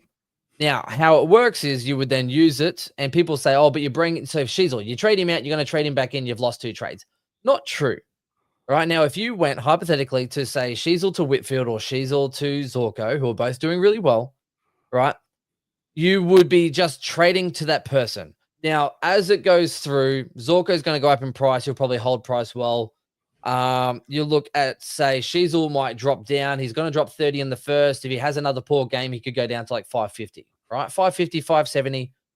You're not burning 2 trades because at that point that you're going to upgrade a person, you're going to upgrade them anyway, which means that you would be taking a rookie or a mid-pricer and flipping them to Sheasel as an upgrade target, and you're going to use that trade anyway, which means that realistically, you've only lost the one additional trade that you used early on to switch them. So it's not a 2-trade play. It's not you're burning 2 trades. And then normally I would say set and forget, back your premiums. And we did that for many years. But with the 40 trades now and the kind of fantasy, market that we're kind of in and that Supercoach is sort of embedded a little bit, I think it's definitely viable. And I nearly did it with Sarong, Swizz. I was telling you, I nearly did it with Sarong because I was like, he's coming up against a tagger. And for 3/4 of the game, I wish I bloody did. I'm not going to lie, because he was horrible, right? But, then you could pick them up again. If they do well, they turn it around. Yes, I rate them as a player. You can pick them up again. But in order to not lose that capital, get someone that's going to be higher, because you think round 6 or 7, Zorko's still going to be 600K. Sheasel could be 550K, or Zorko could be 630K. So he's not going down in price. And instead of you trying to pay up 630 for the guy you want, you've already switched through one trade. You pick up someone else at 550 and you make a normal upgrade. So that's where it does kind of work. I put Gawn and that in the situation. So I'm going to probably go to you, Swizz, and get your input on Sheasel, get your input on Gawn, get your input on Horn Francis. And which ones would you be willing to get rid of in this style of strategy? And which ones do you think are probably more keepers? Yeah, well, Sheasel was naturally in my head going, why would you get rid of him? Because the guy's still going to probably be top 6. He's got play midfield. The worry is, I know he was sort of getting forward and they were rotating through. The comment there from I don't really like Cheese, you're trading him out and it's only kind of worth 60K. It kind of actually is worth more, I feel like, if it's Sheasel to Bailey D, because then that's a completely different situation, because Bailey Dell's currently, what's his break even, 29? At 100. Yeah. So 100K difference too. Yeah. So you're getting the 100K, which you can potentially use on something else that you need to do. And then, so that might be one of those sort of box shell hasties, whatever, if you don't have an address score or whatever, or something else that you're trying to do in your team, maybe getting somebody up to Finn Callaghan or one of these other guys. So you get the 100K. And the fact that within 2 weeks, Sheasel's probably 570. Bailey Dell has actually gone past him in price. And he could be close to 600,000. So he's the defender that most people don't have. I think he's only like 1 or 2% owned at the moment. So you've got a guy who's, flying, got the perfect role, and the flip. It's going to be, it's not just the 60K, but now you're getting Bailey D at 70K cheaper than what he will be in a couple of weeks' time. So, I think there's a lot of extra parts to that. Where, like, I probably don't like Sheasel as much to maybe it's a Zorko. I think it's one of the, because Zorko's probably going to stay similar price. I don't see him obviously moving anywhere, but maybe it comes down. Maybe it's just because of the points factor.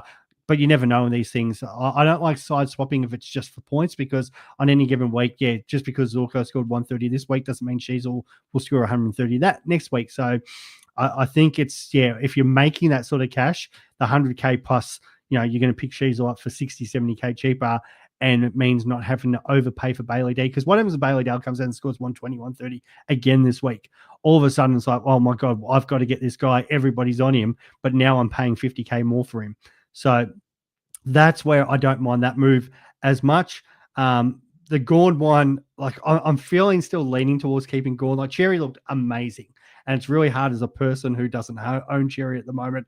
But I don't see Cherry actually really going up in price. He's priced at where he is. There's going to be a game there where he's going to still probably put up at like 100, and he's going to slightly come down in price. He's going to be around similar.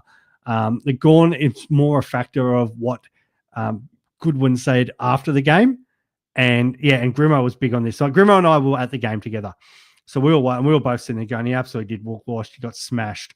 But then Goodwin's come out and said there's other stuff going on in Gawn's life at the moment, which is probably affecting him. So does that keep affecting him, or does Gawn come out this week and, lead the team and lead by example, and they try to get the rebound? So, yeah, like I feel like you could definitely hold Gawn another week and sort of see, because I don't think you're going to probably lose it as much as possible. And I think, Ben, you've got a comment on that. I just want to say, side note, when Gawn came out and spoke today, I just wanted to give him a bit of a props there, because he really maturely spoke about the situation, and he probably didn't have to. And he did say, at the end of it, saying that, if Goody had his time again, he probably would have just said that I got basked by Cherry and move on. But he goes, but I'm also fine with the way it played out. So that's someone that says, like, yes, we've spoken about it if we had our time again, but you can't ever have your time again. So he said, look, I'm fine with it. It's happened. We've talked about it, and then you just move on, which I thought was a really good take to have, because you can't always change the past. You can look at it and go, yeah, maybe that wasn't the best thing to do. But he goes, I'm fine with how it kind of played out, and he did it because he cared, and then you move on. So, but I shout out to in the chat as well if you are a non-Gawn owner, because all the podcasters and stuff, Gawn VC is going to be a C option week 1, and I didn't go there, and I was dreading it, and now I'm looking kind of nice with.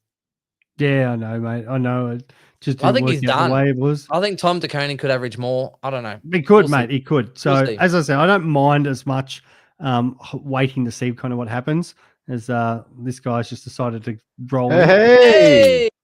I did What's send going on? out, I was going to tell everyone, I messaged the chat saying we've got 144 people on the stream. Chris, come and say hi. Oh, no. Jump on. We're talking about Gawn, by the way. Gawn, We're Cherry. actually up to Gawn. We're talking about Gawn and the Cherry right now, bathing. mate. Oh, yeah, that was really fun for me. Said no one ever. Yeah, it was great. Yeah. Sorry, guys. I have to. It takes an hour, an average of an hour and a half to 2 hours to put down my child right now. So that's really fun. If you guys ever want to get a 2-year-old, just don't. Just don't. Dude, I told my little boy it was 7 o'clock and it was 6:30. I was like, you're going to bed. Yeah, go to bed now. I wish Noah understood time. That way he would actually go to bed at an appropriate hour, but he's he's not there yet. So the last 3 months have been rough scenes. Gawn. All right. So look, I will be honest. This last week, I didn't watch a single game. I only even watched I watched a little bit here and there. I watched like half of the Collingwood game. So that's like Tell everyone what you're doing instead of watching Collingwood, Chris. So we have family movie night every second Friday night. And obviously footy season starts up, and the first family movie night that we've had in a month, because we had the Cyclone 2 weeks ago, of course, just clashes with the Pies game. So yeah, it's it was really fun, guys. I really enjoyed it. Moana 2, by the way, highly recommend. Way The better Cyclone. than The Recommend it Cyclone more than broke the Snow White at cycle. the moment. Probably, to be fair. Anyway, yeah. So I suppose, where we're at, you probably touch base with like all of the awesome content that I probably wanted to hear. But yeah, thanks for that. I did speak on your behalf a couple of times, Swizz. Speaking about Callaghan and Chera and their positions and the rest of it. Yeah, but we're just talking getting about Gawn. Like, so the question we had was, so we touched on Sheasel about like the trading out the 3 big ones. So Sheasel, Gawn, and Jason Horn Francis. And because people are obviously contemplating moving those guys, and what's I am if actually they are, moving what's the 2 of option? them. That's part of my trade. Sheasel and Horn Francis. Chris, seeing you're here, we'll give you the mic. Talk about the strategy, why you're doing it, and how you'll come out better off. So, and I'll go why. So I'll start with Gawn because we're touching on that. So the reason why I'm not trading Gawn is the only one you would trade him to is Cherry, right? So I understand that, but you're not actually making or gaining anything really in doing that. Like Gawn has arguably a better fixture upcoming, right? So there's that. Hey Binger, how's it going, buddy? Whereas Cherry's fixture is still a little bit harder for at least the next 4 weeks. And then I could see like from then you would potentially do it. But right now it really doesn't make much sense to be flipping Gawn. I understand obviously that the other element of it, which is, his price is going to drop and so on and so forth. I don't think in the rucks it matters as much, because I think by the end of the season, you probably want to have Gawn and Cherry, right? So you're going to have both. You gain 20K and probably not many points. Probably by the time that you want to get Gawn back, it's probably around the buys. He's probably regained his cash. The other side of the coin, we say a JHF and Sheasel, is real short term. You're looking at, okay, so this is my reasoning behind it. I'm dropping Sheasel and I'm dropping JHF, but I plan to get them back within the next 4 to 5 weeks.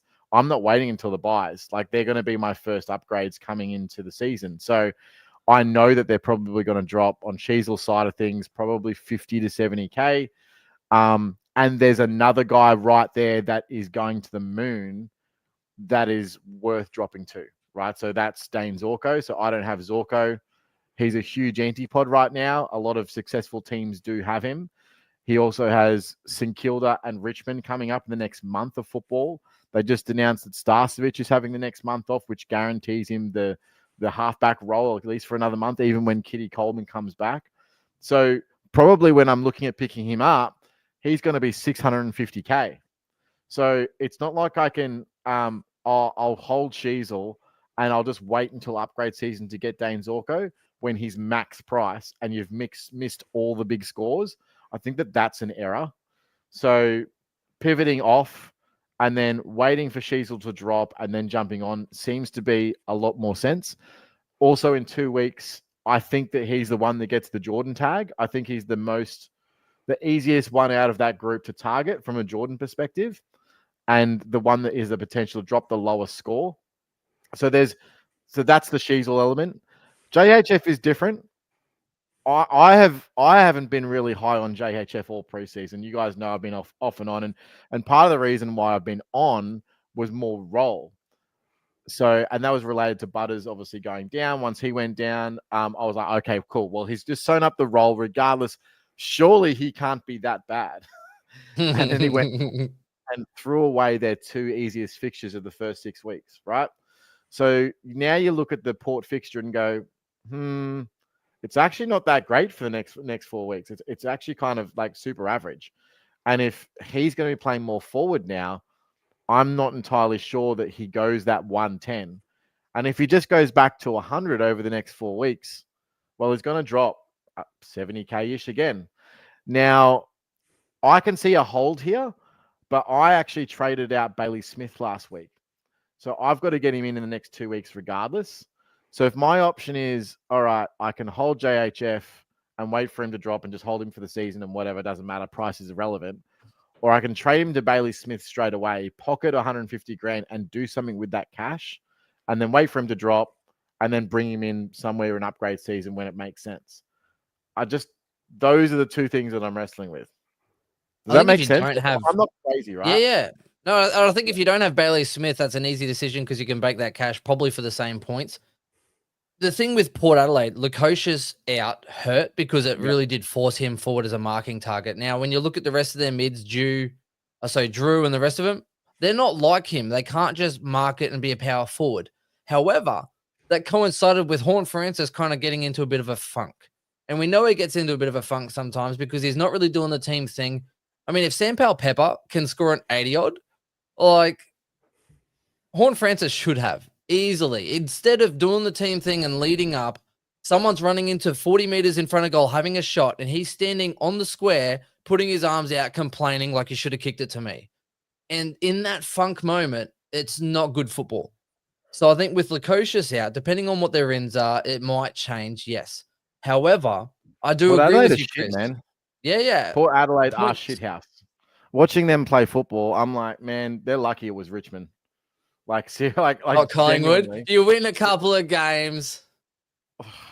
It's bad, man. I don't know, man. Yeah, they are not. I watched them play, and they have lost the ability to play football. Now, that a lot of that could be Butters. So Butters coming back, I think, actually helps JHF, and that could be something that I look to come in. Butters is that good, right? He attracts so much attention that it leaves JHF to be the third, essentially, the third cog, or at times the second cog, right? Butters coming in helps JHF dramatically forward because you have an absolute clearance machine, a goal assist and a scoring assist machine. And like Port Adelaide football is Butters or nothing at some point, sometimes. Like he is their barometer. So I can see that a lot of what we're seeing right now is potentially just, well, argue a top 5 player in the competition is out of a side, of course they're going to look like shit, right?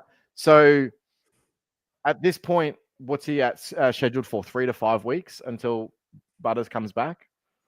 Do we just think, well, that's a great time for Butters to, JHF to drop cash, right? 3 to 5 weeks, Butters comes back. He might be 460, 470K for a top 6 forward, probably from then on for the rest of the season. That's not bad. That's a really good option. So there's just a few elements there. It's and again, and there's other things as well. Like I have Rankine, right? McRae's obviously killing it. Caleb Daniel, hit his first 10 of the season, right? So if you've got Rankine, McRae, Baz, and Caleb Daniel, I probably wouldn't recommend it because who are you going to, right? Like you're not going to trade him out to Dylan Moore or to some forward rook or to a rookie that is sucking. Yeah, or like Joel Hamling or something. Like that's a bad move. You got to replace him with someone that's actually going up and going to score points. So if you don't have Rankine, jump on Rankine. Like a Chad Warner? Like a Chad Warner? So I do think that Chad probably gets DPP. He will get DPP. No, I know. I mean, in general. His scoring is going to be volatile because he's forward time, right? So I think round 2, he scored like a 75 or something, right? This is going to be him. So it's going to keep him around about that 550K mark. Just pick him up when you can. He's not super urgent, but I think at some point, everyone's going to need him to have him in their forward line. Oh, as soon as he gets DPP, I am on. I worked out he's currently 39%, I think, forward status or something like that. So it's quite pushed forward. He's only got 2 games left. He needs 29% forward status over the next 2 games in order to qualify. So that's 10% less than what he's getting at the moment, which I think will happen. Which I'm very excited. Very excited about. I do agree, Chris. Quickly on the whole Sheasel train before we look at options, break-evens, and the rest of it on the premium front. To go through that, so let's just talk about, so you're talking about, say, Sheasel drops. If he drops, 60, 70K, right? And Zorko goes up to, say, 630K. To summarize what you're saying, I think it's great because if you trade out, you're kind of picking up, you don't lose the 60 to 70,000 because if you hold him, say you hold Sheasel, he drops, you lose 60, 70,000. And then if you're trying to make an upgrade to, say, Zorko at his premium price, you're going to then lose again. That's where you lose the money. So it's you're going to lose in the It's not necessarily in the I gained 30K from going to Zorko. It's in the it's in the swing back. Who's the primary upgrade that you would probably need in your defense right now? Like seriously, everyone probably needs Zorko, right? You look at his fixture and it's insane, and he's only going to the moon. So if you want to avoid that, you're really hedging against the top 1%, and I think it's a bad move. Now, also having said that as well, something else I want to highlight is we have probably a 450K Tom Stewart available in a couple of weeks, and probably a 360K Callum Mills, who we all thought, I think we even tipped that he's probably going to be the number 1 defender if he's playing pure midfield, right? Now, I don't know if he's going to start that the first week, but if we have 2 top 6 guys that come into us for 700 or 800K total, right? Then all of a sudden you can make these moves, and the most expensive defender that you'll spend money on is going to be 570K Harry Sheasel. Like, okay, that's pretty good. You're going to be upgrading guys like Harry Perryman for a negative and make money. Like, you know what I mean? Like, you're going to make 40K and get the number 1 defender, or a straight swap from a Jaden Short, or a very simple 1 down, 1 up, instead of having to use a boost to get a top 6 premium in your defense. Like, there are some really great moves upcoming in the defense line we should all be targeting in the next few weeks that aren't going to cost you any trades, and you should have your team set up to be able to bring them in. Yep. So what I was saying, if you held Sheasel and he drops in price, you'll lose 70K. And then if you happen to try and bring in Zorko, you're going to have to pay, that 630K, so 70K on top of what Sheasel would have been. You know what I mean? Yep. So you're pretty much losing 120 to 140K. Yeah, that's how much your team value will drop. So that's where it is really important to kind of make those moves. Speaking of high break evens as well, though, there was a couple of others as well. So Ridley break even of 168. If you ever trusted Ridley, or if you ever would trust a Ridley or an Essendon player again. Luke Ryan as well, break even of 192. So he's going to be dropping some mass cash. Briggs break even of 189, I believe.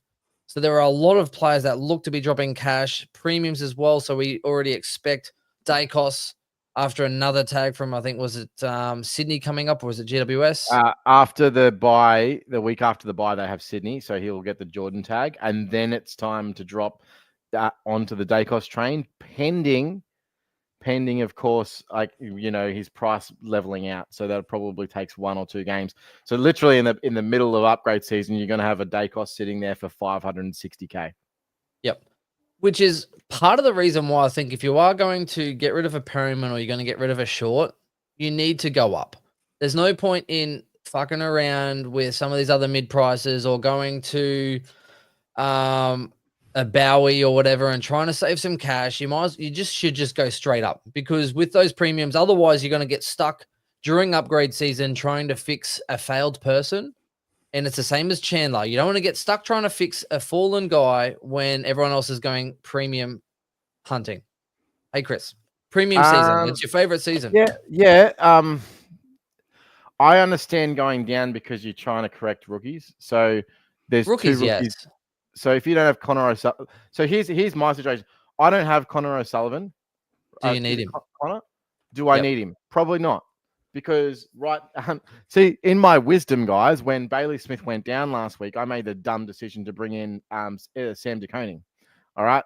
So yeah, awesome. Now, look, the thought process was at the time that if he turns up, I'm probably going to make 40 to 60 points on people who held Bailey Smith, right? Because there was low scores dropping all over the place. And I was like, okay, if I commit to this play, people's 18th score might only be a 34, which was like Zach Reed, right?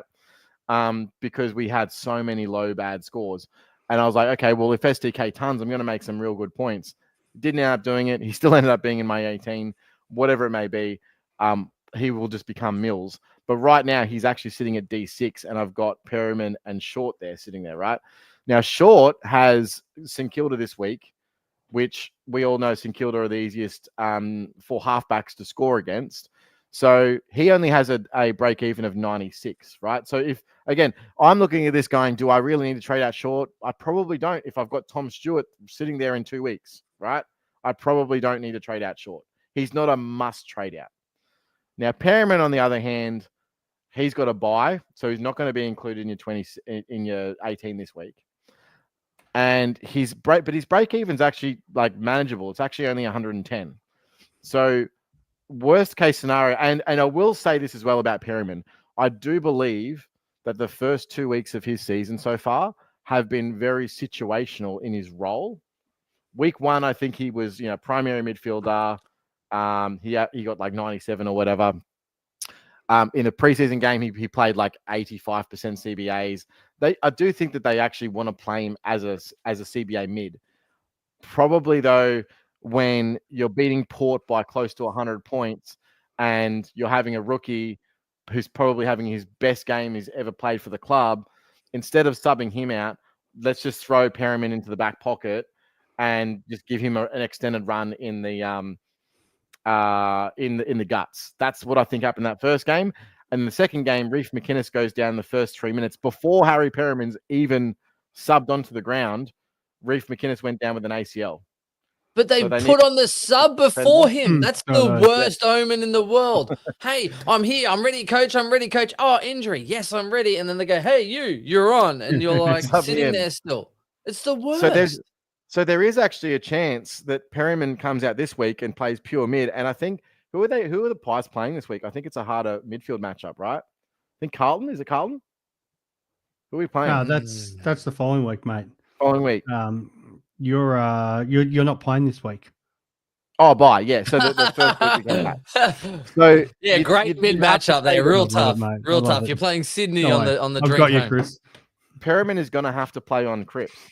So he will probably be the primary mid that game, because we don't have anyone that can play on Cripps. He just continues to clean us up every time we play him. So I do believe that he'll probably be and he'll probably go 100 plus. So even if you wanted to hold Perryman, I can see that as a play. Now, not necessarily to have him for a keeper for the season, but just to tide you over until you get to a Tom Stewart in 2 weeks, or you get to a what's the other Mills or something like that. Like, you don't have to just go and blow your cash into something else that may not be as good as a top 6 option. Also, we've got Riley Bice on the bubble next week, and that's the other consideration. So, yeah. I do want to get your take here as well, Chris, as far as looking at upgrades Thanks, and pods, because there is someone that you are very passionate about. And now that we have gone through and you have, let's say, Will Ashcroft, you've already got a Callaghan, or you've got a Perryman, and you're looking at buy, so you can put another midfielder in. Noah Anderson.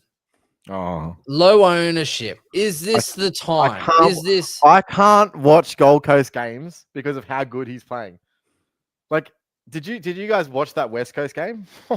Well, meanwhile, you speak about that because there are some comments here, because apparently 35 disposals, a goal, 3 goal assists for a 130.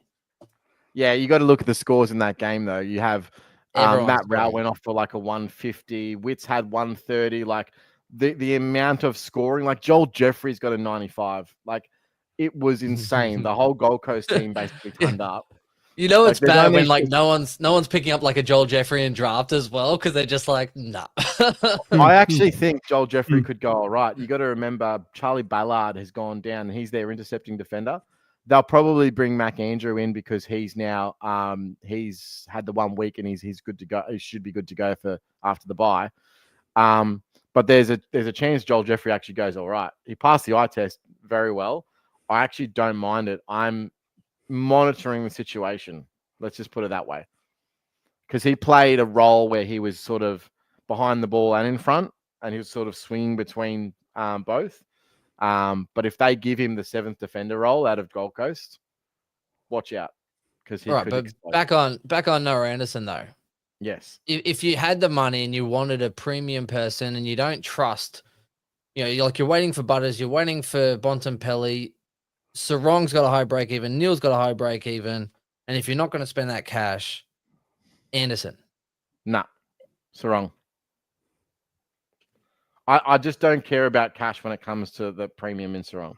Like, if you look at the fixture that's upcoming, the reason why everybody's holding is because now he's a primary captain. He's the best captain option this week. Yeah, West Coast and Richmond over the next 3. Potentially for the next 4 weeks. So you pay your $620. You just pay it. I don't care who you are. I understand the Anderson pick and I love it. I'd pay 50K extra for Sarong. Now, having gone through those first 2 games where he was probably not going to go as well as is the rest of the season, you just get Sarong. Bruno. Yeah, no, I know. I like it. That's why I thought I'd throw it up there. It'll take Perryman 2 weeks to score the 110 break even. Yeah, so I think probably most people aren't really going for a midfielder premium. They're not really going for a forward premium. I will touch on, though, for the forward premium side, outside of Horn Francis, if you don't have a Rankine and it was a precautionary sub, so yeah, right, because he was going absolutely gangbusters to the moon, but it was just because they were winning by so much, the coach came out saying, oh, no, he's fine. It was just a tactical sub because we could. And it's a long season. If he stays injury-free, he'll finish top 5 in the Brownlow this year. Oh. I'm pretty confident, and I would put Noah Anderson in that category too. I honestly, like the position that he's playing and the impact that he's having at Adelaide it's too high. It's far too high. Like, when he gets the ball, they score every single time. He's elite user. He scores goal of the year and then gets subbed because they can. I'm unreal. Like, crazy stuff. Rankine's that good. It's going to be a year where he will go 110. So, and I mean, he was 97 close to 3/4 time. Yeah, Chris, I'll talk about that because I was actually at the game. So, overridden. Yeah, mate, I will on that one. I will when I'm actually at games and watching why Chris is having family nights and days. Hey, we're in the NRL state, okay? You just pipe down. Yeah. All right, hit us. Yeah, no, mate. It's like, that was the one I did. I did Perryman to Rankine, and no regrets at all. I was probably worried when he looked like he was going to get something because he got a little bit of a corky halfway through the 3rd quarter. And they were kind of, oh, well, we'll run it out. And as you said, he did kick goal of the year and it was just unreal. But they were in such control of that game.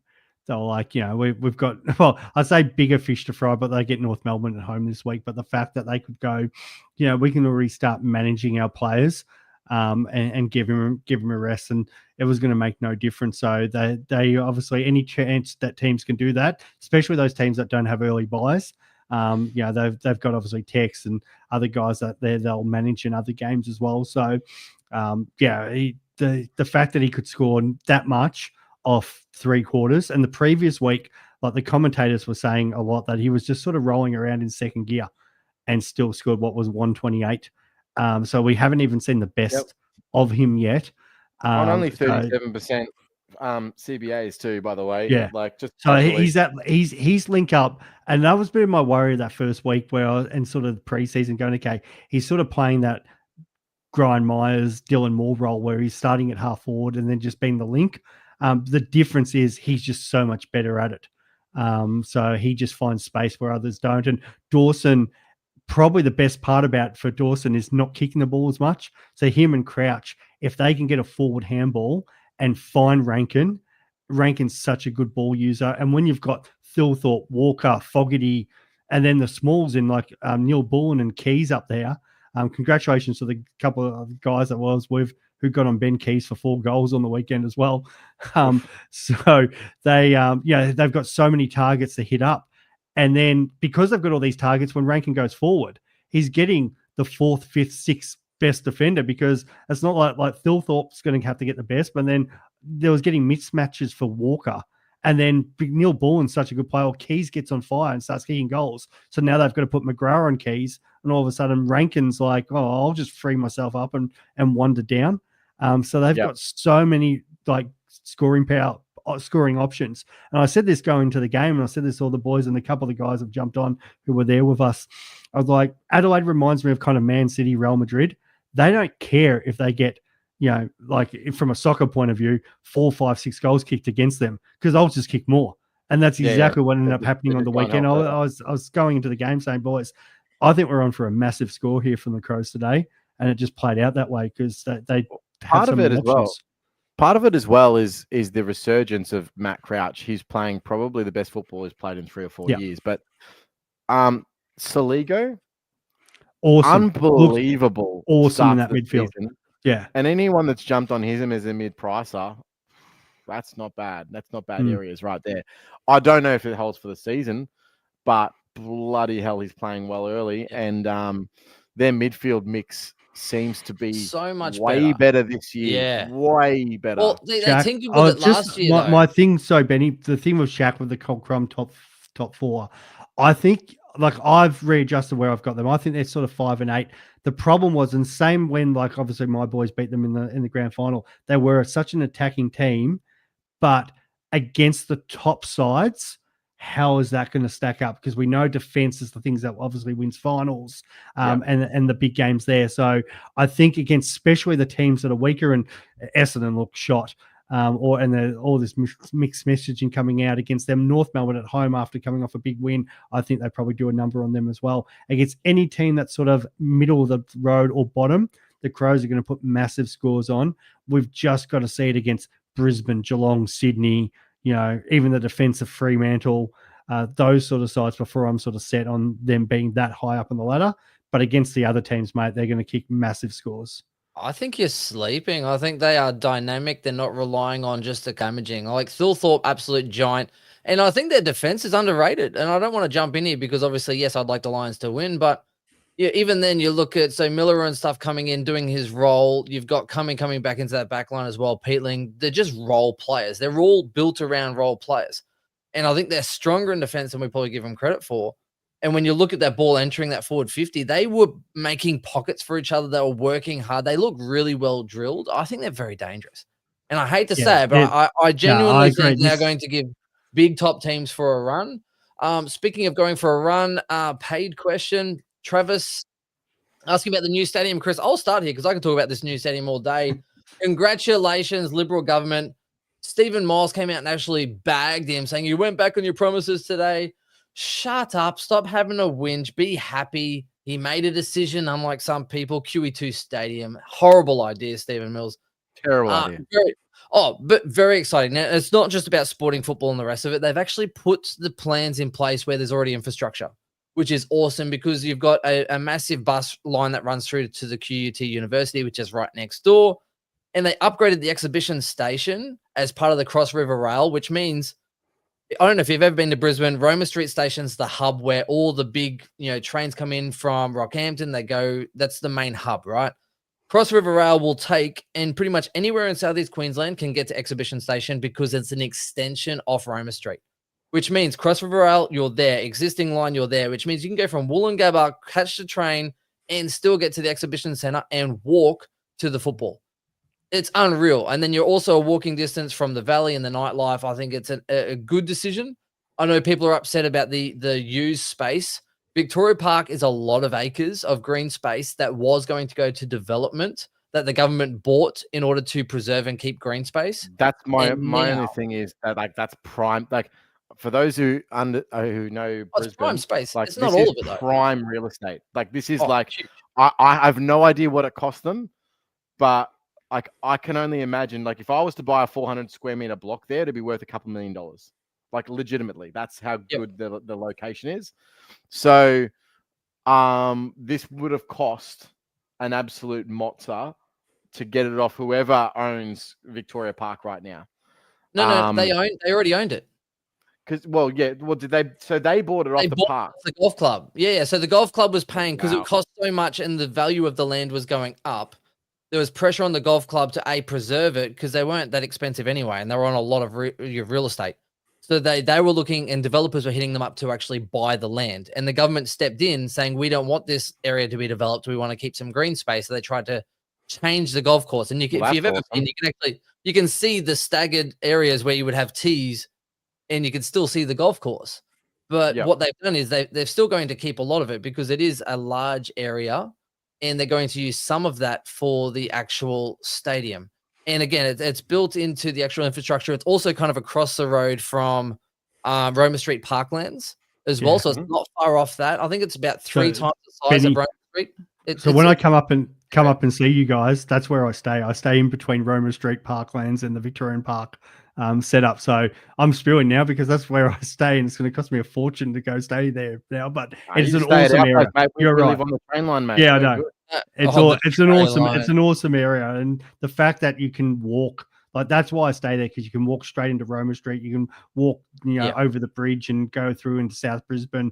It takes me like 15-20 minutes and stuff. So that's any at the moment I find like the Gabba is a bit harder to get to. Gabba is a shit house location. It's such a shit location. Unless you've got to wait for the busways to get there. It's such a long walk back. Hey, before we lose listeners, yeah. So it's Victoria Park, 64 acres, and they're going to use some of that, right? So there's still a lot of green space. So I do commend the government for buying that green space. The Gabba will stay built for the Olympics, and then once it's done, they will probably then break that down and make that green space. So you'll still get it back, I believe, in some form or another.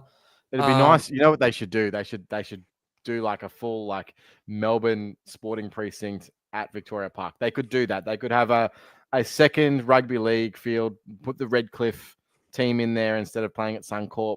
You could have home to the Brisbane Roar as well. Like you could seriously netball, everything. Just, dude, one of the best things about Melbourne is the way that they position all of the sporting teams so close to each other. It's amazing because you go anywhere, they're all in the same spot. It's fantastic. Especially if you're a traveling fan, just being able to go and view all the different types of sport all in the one precinct is just amazing. So, and if you're in Collingwood, all the relatives live in the same spot too, Chris. But the other thing I will say is our friend Stuart, I told him, I actually sent him links of apartments and 3-bedroom townhouses in Hurston. So how I get to the football, I drive to my mate's place. He lives 2 blocks away. So it's like 400-500 meter walk to the Gabba. And once the new stadium was announced, I sent him links of properties over in Hurston and near that one saying, I think you need to buy an apartment. So yes, I even told Katrina, my wife, saying, hey, we might need to look at some apartments and some accommodation over near Hurston because the university's there. It's very economical as an investment. That's pretty much it for most of it. I am wanting Whitfield as well, boys. I just want to mention Zorko. Yes, I understand. Whitfield low owned as well, and the back end of his year is so good. Like, I think Whitfield, Sinclair even tempting based off his good game, but he kicked some goals, I think, in that. So Zorko, yes. Yeah, the one I'm leaning towards is like Bailey D at the moment because I've already got Zorko, where I think Chris, you're talk the it up. opposite. You've got Bailey Dell, where I don't. That have is another consideration to getting rid of Sheasel. I can understand people going towards a Bailey Dale type. I already have Bailey Dale, flex. So for me, getting Zorko, I've already got like two really good defenders. I've probably got the two best defenders right now. So it's sort of hedging against and rebuilding my advantage in the defensive line, and then coming back to it. Do I really need? And so the next question is a Whitfield or is a Sinclair or one of those types? Are they better than a Matt Roberts? Are they better than a Tom Stewart? And are they better than a Callum Mills? Well, we don't really know on Callum Mills yet. Probably better on Stewart. I think he's probably a 105 this year, maybe. Man, he looks good, though, when he's out there. He looks like rolled gold. And then Matt Roberts, I mean, he's going 110 at the moment. He looks bloody good. Like, if he goes 110, you're not going to trade him out to a Whitfield who's just going to go the same, right? So I don't necessarily think you need to rush out and grab a Whitfield. He's going to get tagged and he'll pump out a real bad score at one point, and you can pick him up cheapest chips, probably 520, 530K, right? Like, so yes, I'd like him, but I don't think that sort of player or a Sinclair are super like must get. They'll be low 500 at some point, then you pick him up. Yeah, Sinclair does that every year too. Yeah, literally on clockwork, kind of like the Zach Merritt, how you just pick him up and then on the back half of the buys, he just goes nuts. Chris, we've covered everything. What would you like to bring light to? So we'll give you the spotlight. We'll give you a moment to talk about something that you're really passionate about as far as rookies, mid-prices, premium, something you're looking at, or something you saw on the football that you never watched. So the big thing for me is also whatever you do this week, I think it is. I am big on this, and I know a lot of people aren't. Don't get me wrong. If you've missed rookies, like I got kissed on the absolute proverbial when it comes to rookies, right? It came to like Sunday afternoon and I was throwing up what to do. I'd already gone with my flex from Flynn down to Levi Ashcroft, right? So I had a bit of extra money. For those who watch our pods, you'd know that I'm actually quite big on Xavier Lindsay, and I loved him in preseason, and I was hot on him, and then I completely went off him when he was sort of not in the frame. And then when he was announced, I jumped on, and then I also jumped on Jack Henderson. So I actually jumped on two sort of almost must-have rookies, right? At least one must-have rookie, and got lucky, right? So for me, my cash gen is really good at the moment, and I'm not really worried about that. So I understand, but if you're in that position where you don't really have a cash gen issue, you don't have to jump on rookies and burn your trades that way this week. Finn Callaghan is going to the moon. Like, it's written already. Like, so role wise, this isn't a role that he's had before. And if you look at the scoring power and scoring capability, and you've watched the last couple of games of GWS, you will understand what I mean when I say this. He will be probably a top, I want to say minimum top 15 midfielder. I think he's probably going to go 110 plus. I know it's a big call to say that, but at 450K to get a guy that's going to be going that big, it's definitely value. And this is the only time you're going to get it that way, because he's tipped to go up 50 grand next week, right? So it's like, if you don't get him this week, sure, 500 grand still value, but then how are you getting him next week? You're not going to be able to, right? So by the time that you realize that Finn Callaghan is a good pick, it's going to be round 5, round 6. He's going to be 550, 560K, and the value's gone out of the pick. So that's my big thing this week. If you are set for cash, you've got the right rookies in most positions, and it'd be like a stretch. Like, I could go get Connor O'Sullivan, right? Like, I could force myself to get him. He'll go all right. I think he'll make a little bit of money. He's got a bit of job security, but there are some questions there with Colo coming back and with Stewart playing this week.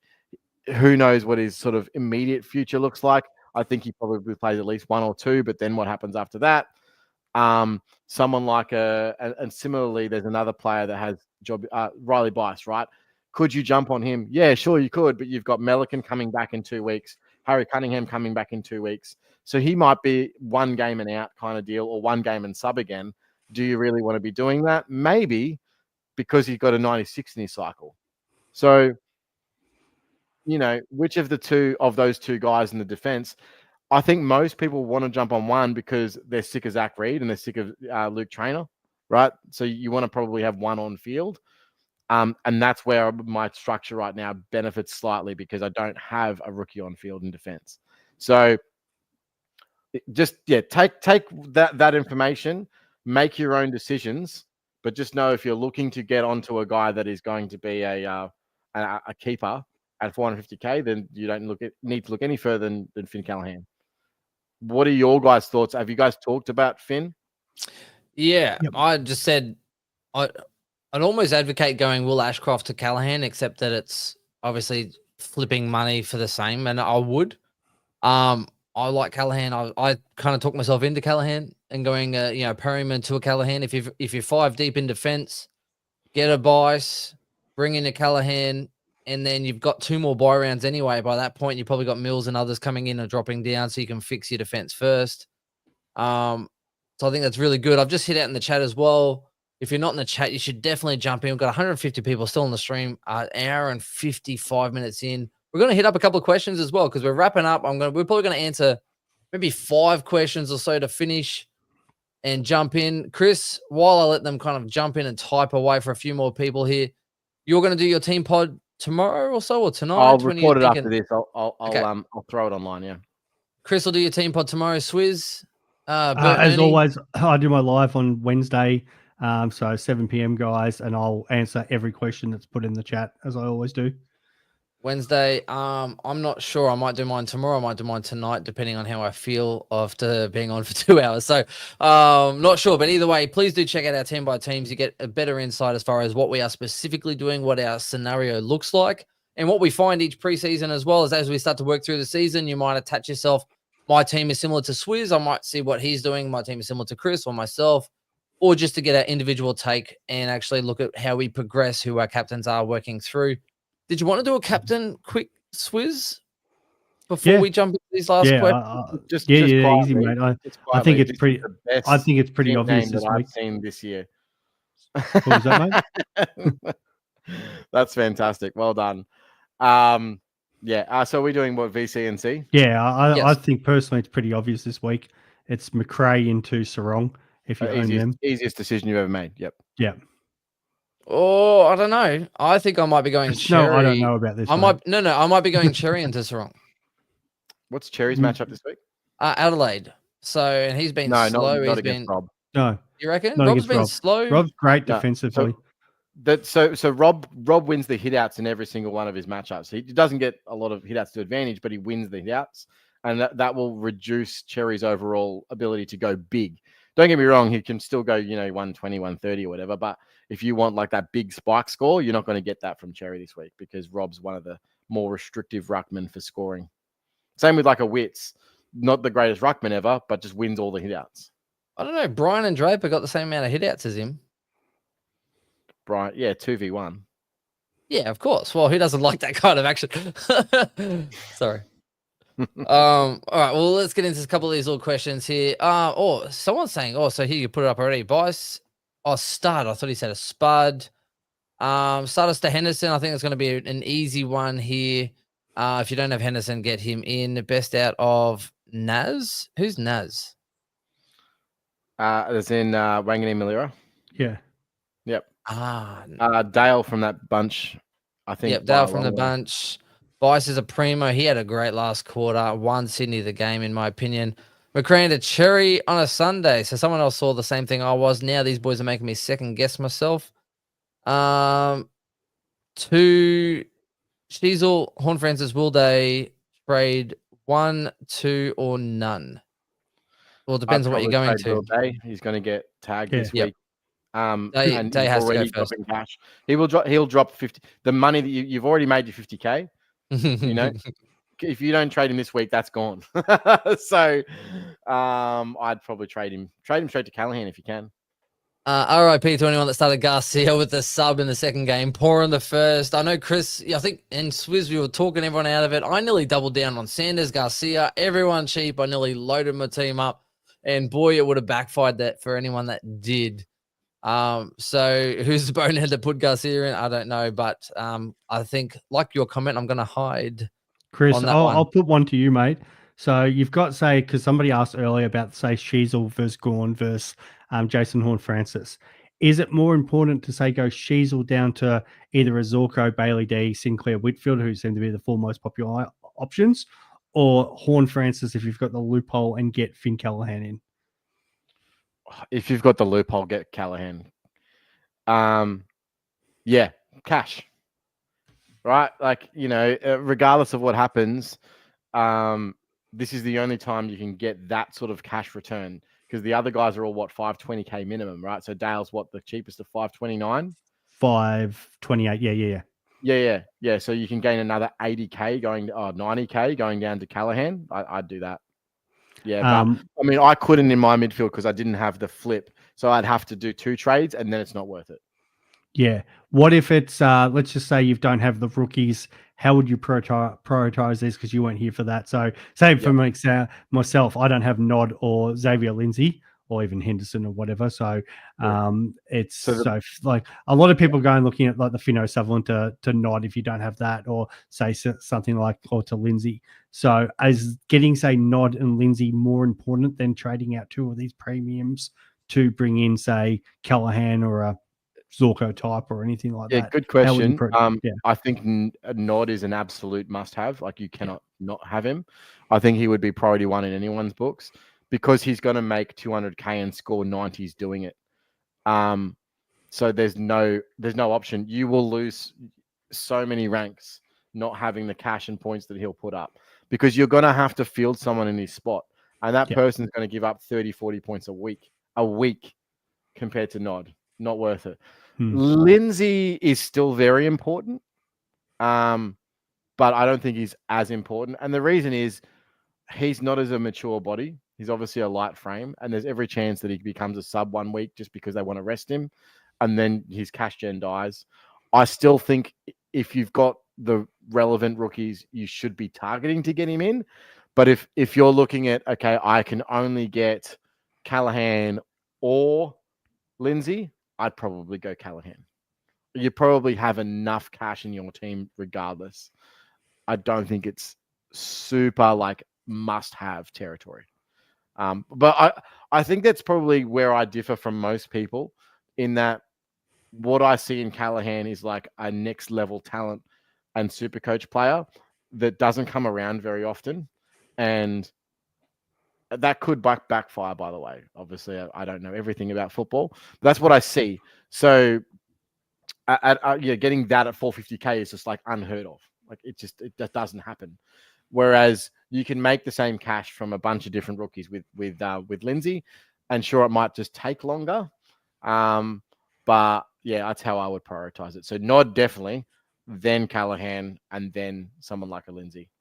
Oh yeah, Jonas. So Grimo's been huge on this in our chats, and this is like I was just talking about this before to the other half. I've got the stupidest thing ever, because you've got Melbourne, Gold Coast, Richmond, St Kilda, which outside of teams supporting those teams don't really, people don't really care about that. So the obvious move was to move St Kilda, Richmond earlier, and then have the maybe Hawthorn West Coast, Hawthorn GWS earlier, Brisbane Geelong, because I think they're still the hour behind. So they could have started that 8:30 Victorian time, and then or the Sunday where we don't have anything happening at 1:10 could have potentially moved.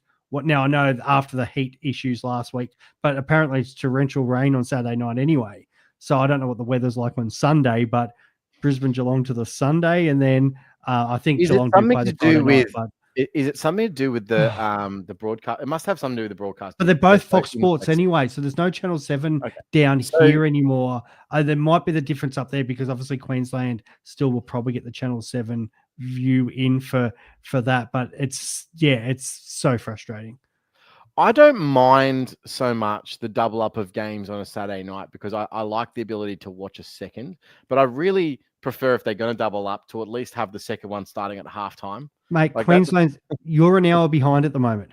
Yeah. So why isn't that game 7:35 Queensland time? And the only reason they don't want that is because halftime comes along. They don't want us flicking over to the other game and missing all their ads and their talking and That's what I want. stuff like that. So that's what everyone wants, but they don't want it because they wanted to run it in because then they miss all their revenue and stuff like that. But when you've got a free, because they're not playing the Adelaide North game until 3 something, and then they've got the 6 o'clock game. They had a free schedule there on Sunday, or they could have just moved the games, all the other games forward, because it's not like this was like a today thing. This was 2-3 weeks ago. They would have had enough time to plan around it. And potentially this could be the prelims, and we're getting, we've got to choose which one we want to watch. Fair enough. I like it. Got any more questions for us? Really annoyed about that. Completely lost what I was going to say. But there are a couple of people talking about, is it worse? Last questions here, and there's a couple. Would you burn a boost in order to correct a premium? So in that strategy we spoke about, as far as trying to switch a premium out to bank the cash and the rest of it, is it worth to use a boost? Because in my experience and everyone I'm talking to at the moment, if there was a round to use a boost, it's this week. And I think a lot of people are using a boost this week, one way or another. I think boosting last week was wrong if you did it, unless you are seriously bad. Like you had such a bad team that you had 6 changes that you would need to make in 2 weeks, which is unlikely. Garcia, Sanders, and Flynn and the works. Yeah. So I get that, but this is the week that you do make the boost because you're not probably doing any trades next week. Like it's very actually Bice might be the only one. You do one trade. The following week you're probably not doing any trades. Like you stack the 4 boosts for say rounds, 5 or 6, depending on cash and stuff, situations like that. And then you go bang, bang, bang, bang. And then hopefully that's 4 premiums in those weeks. And then you probably only need 3 more premiums between round 11, 12, you're at the buys, and then you don't need the boost then because you've got the extra trades during the mid-season buys. So you only really need if you're saving a boost, it's for round 11? Maybe. And you're boosting into a player that has a buy. Okay. It's kind of not worth it, right? Mm-hmm. So this week you use a boost. You just do. Yeah, otherwise you get in this situation. I think DR had this last year where he had like 2 trades left. No, and then he had a boost left, but it was useless because he didn't have 3 trades left. So this is the whole reason why the boost is around this section. So if you don't need to use it, don't use it. But if you can, and that's where sort of my dilemma is, because obviously not having Nod, Xavier Lindsay, and then potentially either wanting to go Sheasel down to Bailey D or Horn Francis to Callaghan, which at the moment I'm more leaning towards the Horn Francis than Callaghan. But do I skip on Lindsay and then get Sheasel to Bailey D because I just love him so much, or Sheasel's a premium and just keep him and then get the rookie that I missed out on? So that's sort of the debate. But I think if you've got the potential there to get, and the thing of getting say Lindsay in for me is getting rid of Hasty, who's just become a non situation.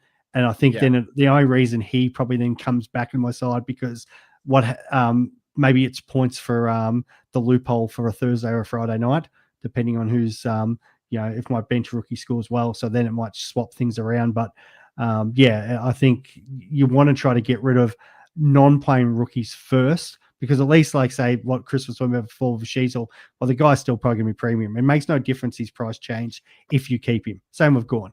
Their price change only matters if you do trade them out and try to do stuff like that. So, like we expect, Sheasel's still going to probably average over 100, still be a top 6.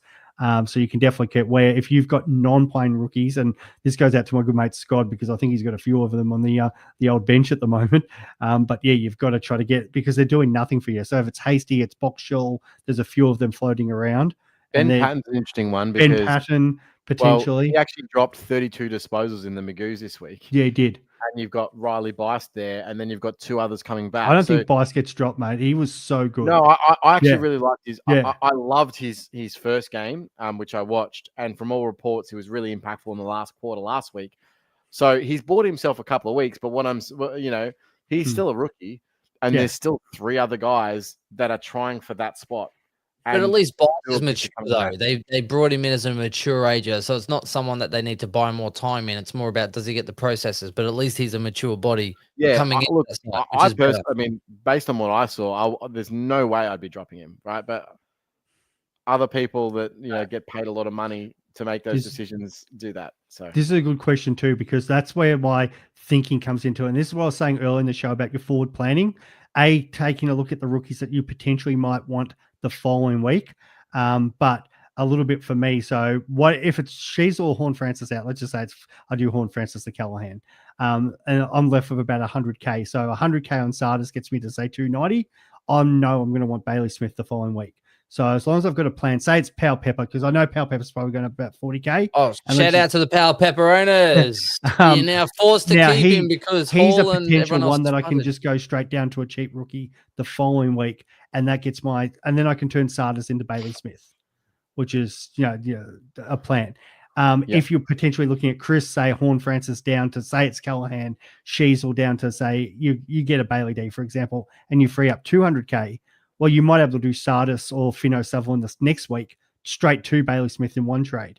But you might not need to do that because you're already looking at maybe bringing in a rookie for one of these guys as well. So, yeah, you need to have a little look at the guys that are going to be on the bubble and just sort of make some thoughts around what might happen there. One thing I've thought of is instead of keeping Harry Perriman next week is trading him to Bice, playing Bice at D6, and then I've banked 300K for upgrade season, which is something I've never really done before. I've never really just had money sitting there for it'll be like 3 weeks, right?